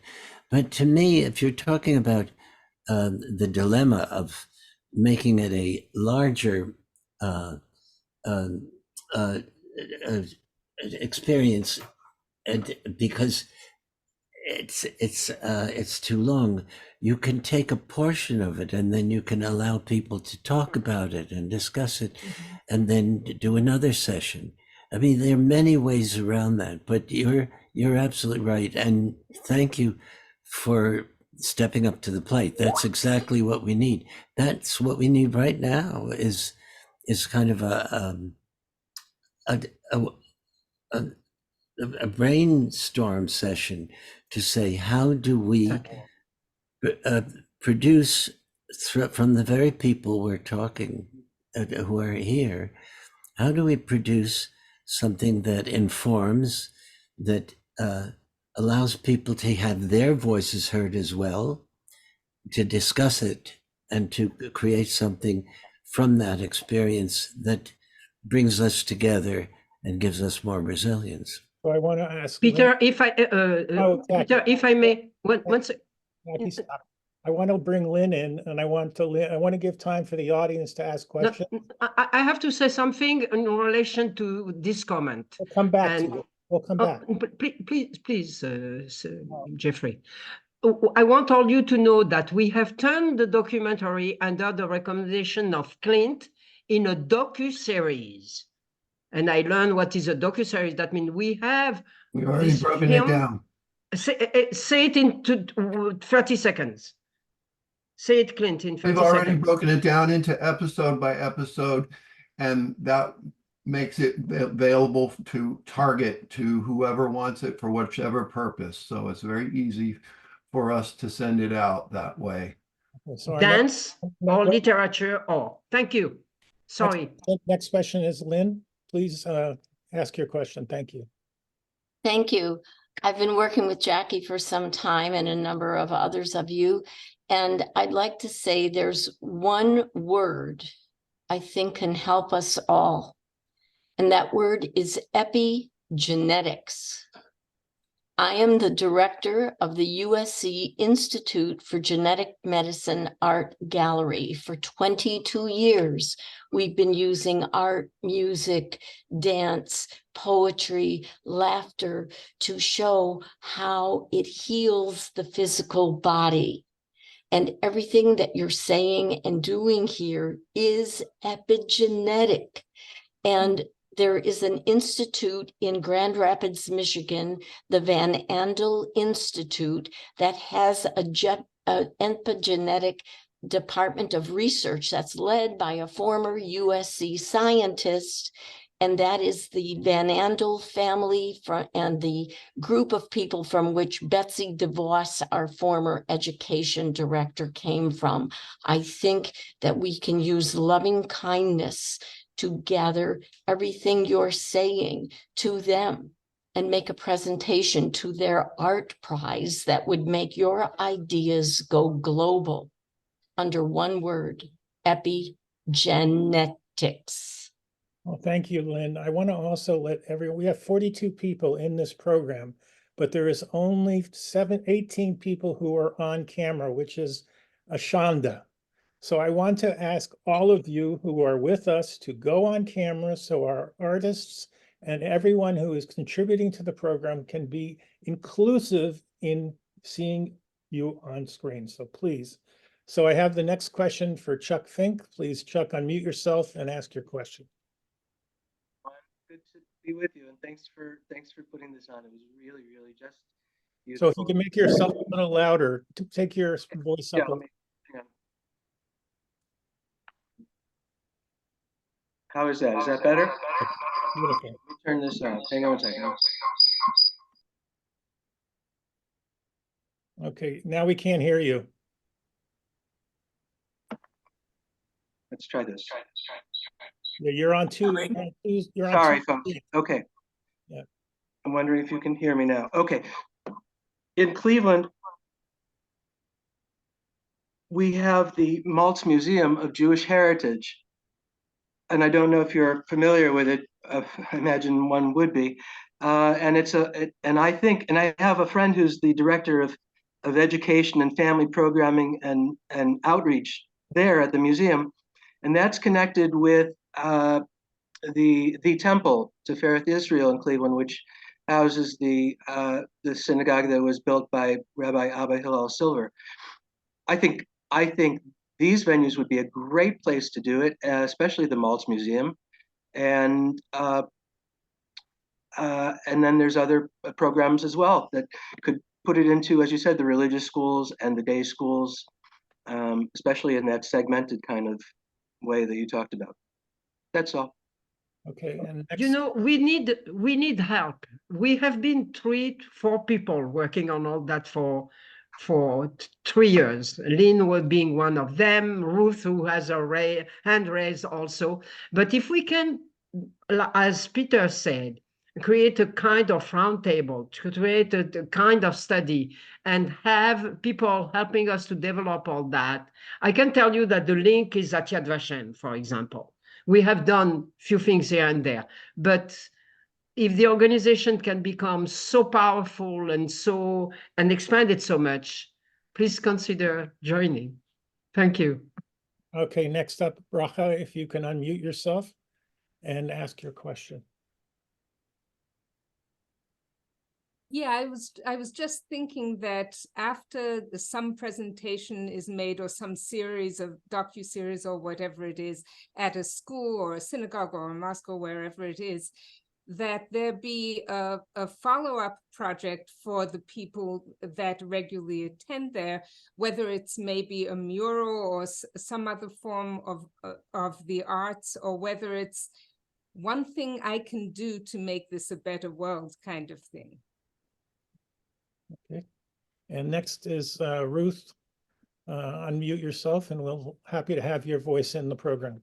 Thank you. First of all, Yasher Koach to all the people involved in the creation of this, in particular Jackie. I've been working with Jackie, and I was able to make a connection with Jewish Life TV, and it's being aired 3 times, and it'll probably continue to be aired in the future. But I want to bring another aspect to all of this work, and that is, as a leader and activist in the interfaith community for 30 years, what we discovered is that someone else rather than ourselves should be talking about what happened.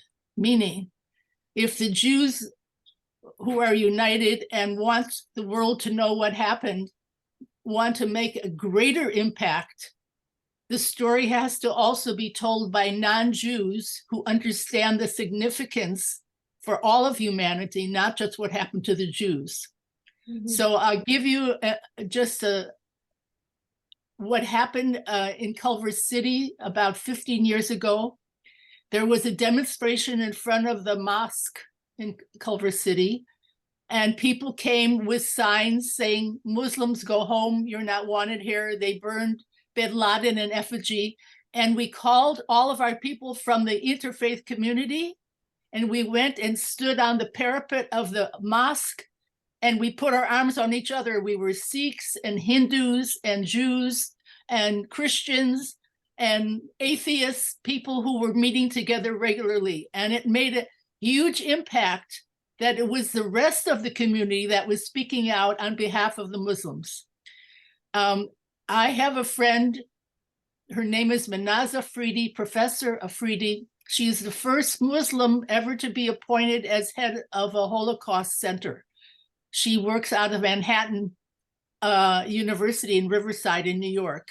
And she testified on Capitol Hill about the importance of teaching the Holocaust to Muslims so that they would understand the experience of what the Jews went through. So I would like to see us think larger than just the traditional Jewish organizations who would, of course, be interested in screening the film and talking about it and having conversation and seminars. Think wider, broader, who you know. One of the people that's connected to the Abraham Accord, the Abraham Reunion, which is a Muslim, Jewish, Christian organization in Israel that works together with Palestinians for many, many years already. One of the key people there lived in Nazareth. He's a Sufi sheikh, and he created his own Holocaust museum to teach the Muslims who live there about what happened. So I really want to encourage everybody to think beyond the usual boundaries of how we get the word out. That's all I'm going to say for now, but congratulations again, beautiful work. Bravo, bravo. I want to just say one thing. That is exactly what we're doing. What we need is this. You've got this now recorded. Each of these people, I mean, if you look at Seeds of Peace, if you look at the Jerusalem Choir, the way to be Jewish is to understand that it is by the embrace that we reach our kernel of ourselves, our pearl of selves, and our Jewish legacy. And this is why this can become, it's a teaching tool for us and by us. This is so well said. Thank you. Okay, next up is Jean. Please unmute yourself and give us your thoughts. Okay. I One second. I want to congratulate you on this wonderful program, and I appreciate everything, all the suggestions. I have an unusual suggestion. Perhaps it sounds unusual based on the inspiration I received from this program and Peter in particular, who was talking about getting in touch with the soul. You know, I have a great nephew, and I'm very proud, knock on wood, he just came back from 10 days of volunteering in Israel to bring supplies to the soldiers. Okay, among those supplies, what about including some art stuff, material, so that people could draw trees of life, and journals so that they can write some of their experiences as they're going through a terrific, terribly horrible time at this moment. So that's my idea, and to carry on the tree of life. Thank you. Very nice. Susan, do you mind if I speak a little bit? Okay. I wanted to give an answer regarding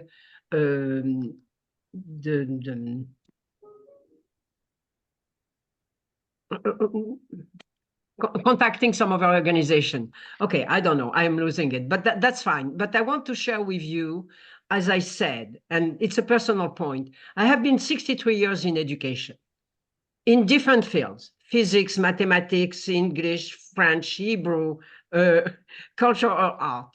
And I was invited by the American Society of Yad Vashem just 2 or 3 months ago, again, invited by the American Society of Yad Vashem to present at the Pacific Lutheran University. to present to kids and people who were not Jewish. And I have no shame to say that it was the most powerful event that I presented in my lifetime. And specifically by thinking that I was talking to no Jews and they got perfectly the message. And yes, we need to do that. And yes, we will do that, but we need help. All right, so go Thank ahead. you. Go ahead, and we're getting close to the end of the program. So go ahead, Susan. We let Yeah, I have to go because I have to take a cab to the airport. I think we've made a great step forward, and we have to carry it forward now. But please carry on without me. Peter, 20 seconds of Puff, the dragon, because I was magic dragon lived by the sea, and Jackie Gamach, she did something wonderful for you and me, and we will have each other to go forward as we can and love each other and bring peace in music, art, and Man. kind, womankind, humankind, But what did you use Jackie? There are so many names. Why was it Jackie? Love you. Sorry, Susan. All right, Susan.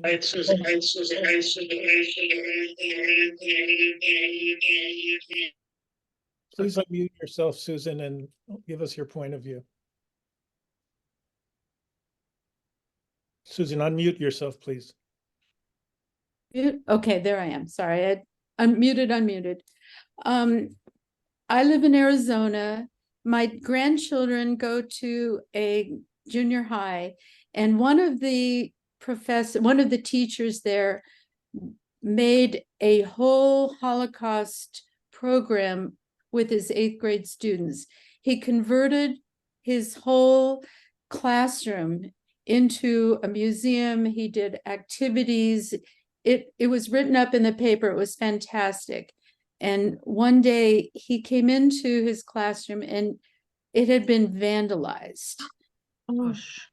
And someone that we knew overheard her daughter say she knew who it was, but was terrified to turn in these children. They were students who were essentially bragging about doing this. And as an educator myself, a Jewish educator in Jewish day schools, on any level, no matter who you are, this broke my heart. And it made the newspapers. Here, a teacher made the decision to educate his students in such a beautiful way. And he was quoted as saying he never wants to do this again. It was too traumatic. And it's sad, but there are those things like that that do happen, as we know. That's all. So I want to conclude the program with Jackie's words. Just give me a minute. I also want to thank survivors who are with us for this program. I know that on screen is with us to the end is Devorah, who's a child survivor. We also had Ruth Lindemann. We had Zelda Fuchsman. And are there any other survivors in the program that I am missing? If you have, raise your hand so I can acknowledge you. Okay, Jackie, you'll end it with however. Yes, very fast. First of all, I want to all of you to stay together for a certain time, and it's extremely appreciated. But our initiative is directing now itself into a project. I mean, I think we have shaped something. And we can see that with the reactions and all the suggestions that you are presenting. But at the same time, we are taking a new approach. And for example, I am working with Dr. Joshua Cohen and Lynn Crandall about how the impact of the arts can be on trauma and therapy. And Dr. Joshua Cohen is a specialist of video film-based therapy and trauma. And we are working on that because if you think about any of us, we are living this trauma here, even if it's indirectly. I call myself sometimes the mother of the world, and I have so much pain for those moms from Palestine, from those mothers from Israel, from America, from France. My grandson was attacked 3 times in Paris, 3 times, and I feel for him. That means we are developing, we have a short movie, I don't know if you want to show it now, but we are working on institutions. It's 3.5 minutes, why don't you stop talking, Jackie, and I'll play it. I will stop talking, sir. And this video project is involving Jackie Gamach and Ellen Sachs, me, and it's about the book film/video-based therapy in the context of trauma and mental health. This is an innovative approach that involves various kinds of media, such as documentaries, interviews, and virtual reality, particularly in the concept of war and conflict. The project highlights the transformational process of both compassionate acts and storytelling as it promotes mental health. We're going to be discussing individual contributions like what Jackie Gamach has contributed, Ellen Sachs, who's a famous mental health law professor and the recipient of the MacArthur Genius Award, and will be presenting on her story through a dialogue with me. We're also going to be speaking with Rosema Pandu, who, with her foundation, empowers women in war-torn areas, particularly the Democratic Republic of the Congo, to overcome isolation and impacts of war and gender discrimination. Her Stronger Women, Stronger Nations program educates women about their rights, health, and social change, fostering self-sufficiency, community, and development. A survivor of violence herself, Rose's journey from victim to inspirational figure highlights her commitment to creating a hopeful future for women and communities affected by the conflict and poverty. For more information, look up her foundation. We also are going to be speaking with Evan from the Hug Me initiative and how losing his legs gave him strength. Hug Me is a documentary project highlighting compassionate response of global volunteers to the crisis in Ukraine. It focuses on powerful impact of goodwill, love, and portraying stories of war victims and how those extending help. The project aims to honor the selfless acts of volunteers, illustrating how ordinary people can make a significant difference in the lives of others during the conflict. We're also going to meet with Sasha Snyder. Sasha and Laura tell an inspiring story about the Holocaust, and once a formidable tale of survival, touching a love story that has an enduring family saga. Finally, Dr. Skip Rizzo, who did the foreword to my book, Film/Video-Based Therapy and Trauma. He's the medical director of the Institute of Creative Technology. His program, Brave Mind, helps soldiers to face their fears and traumas through virtual reality program developed by Dr. Rizzo. So in this series, we explore post-traumatic growth through diverse stories. Jackie Gamach's work illustrates transformation through writing, while Ellen Sachs focuses on mental health showcases and resilience. Rosema Pandu's foundation empowers women in conflict zones, embodying strength in adversity. Evan's Hug Me initiative and Sasha Snyder's film work reveal the healing power of compassion and storytelling. And Skip Rizzo's Brave Mind underlines storytelling's role in therapeutic recovery. Together, these narratives exemplify how trauma can lead to significant communal growth and inspiring a journey from hardship to hope. Thank you. I'm looking forward to sharing the video with you. If you would like to learn more about it, please visit filmandvideobasedtherapy.com and go to the media section where We Are Tree of Life is available.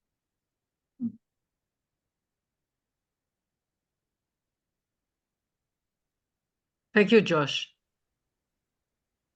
Voila, c'est fini.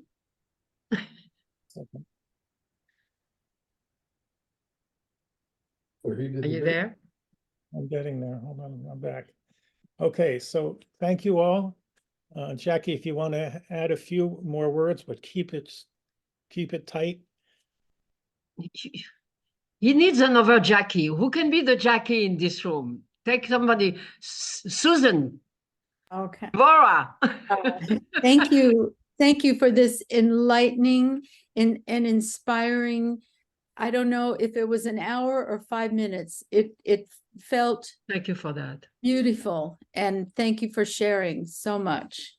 Let me give you, I don't know how to do that. Let me give you my email. It's Jackie Gmach. Should I write it here or whatever? JACKIE GMACH @hotmail.com.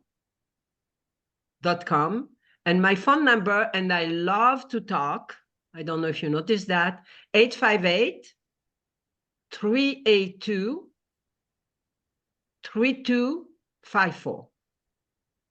And if we can create a round table and identify people a little bit everywhere in the United States and outside of the United States, I think we can perform further. And I want to address all my thanks to Peter. You saw his participation and his direction. And of course to Jeffrey for being part of the International Film Festival. Thank you to all. Thank you, Jeffrey. Thank you so much, and we'll see you. We do not have another event this month, and we will. I will announce events that will be available in February. So we'll see you the next time. So, and this program I wrote to you in chat will be rebroadcast at 5 p.m. Pacific time, 8 p.m. Eastern time. You can let your friends know about it, and all they have to do is see the link that I put into chat, which is hopefully you've seen. You can just go to the JCHR YouTube channel, the Jewish Culture and Holocaust Remembrance Group on YouTube, and you'll see the video there shortly. So thank you very much all. Thank you, Jeffrey and Myra. Thank you, Bye. everybody. Thank Bye. you, Clint.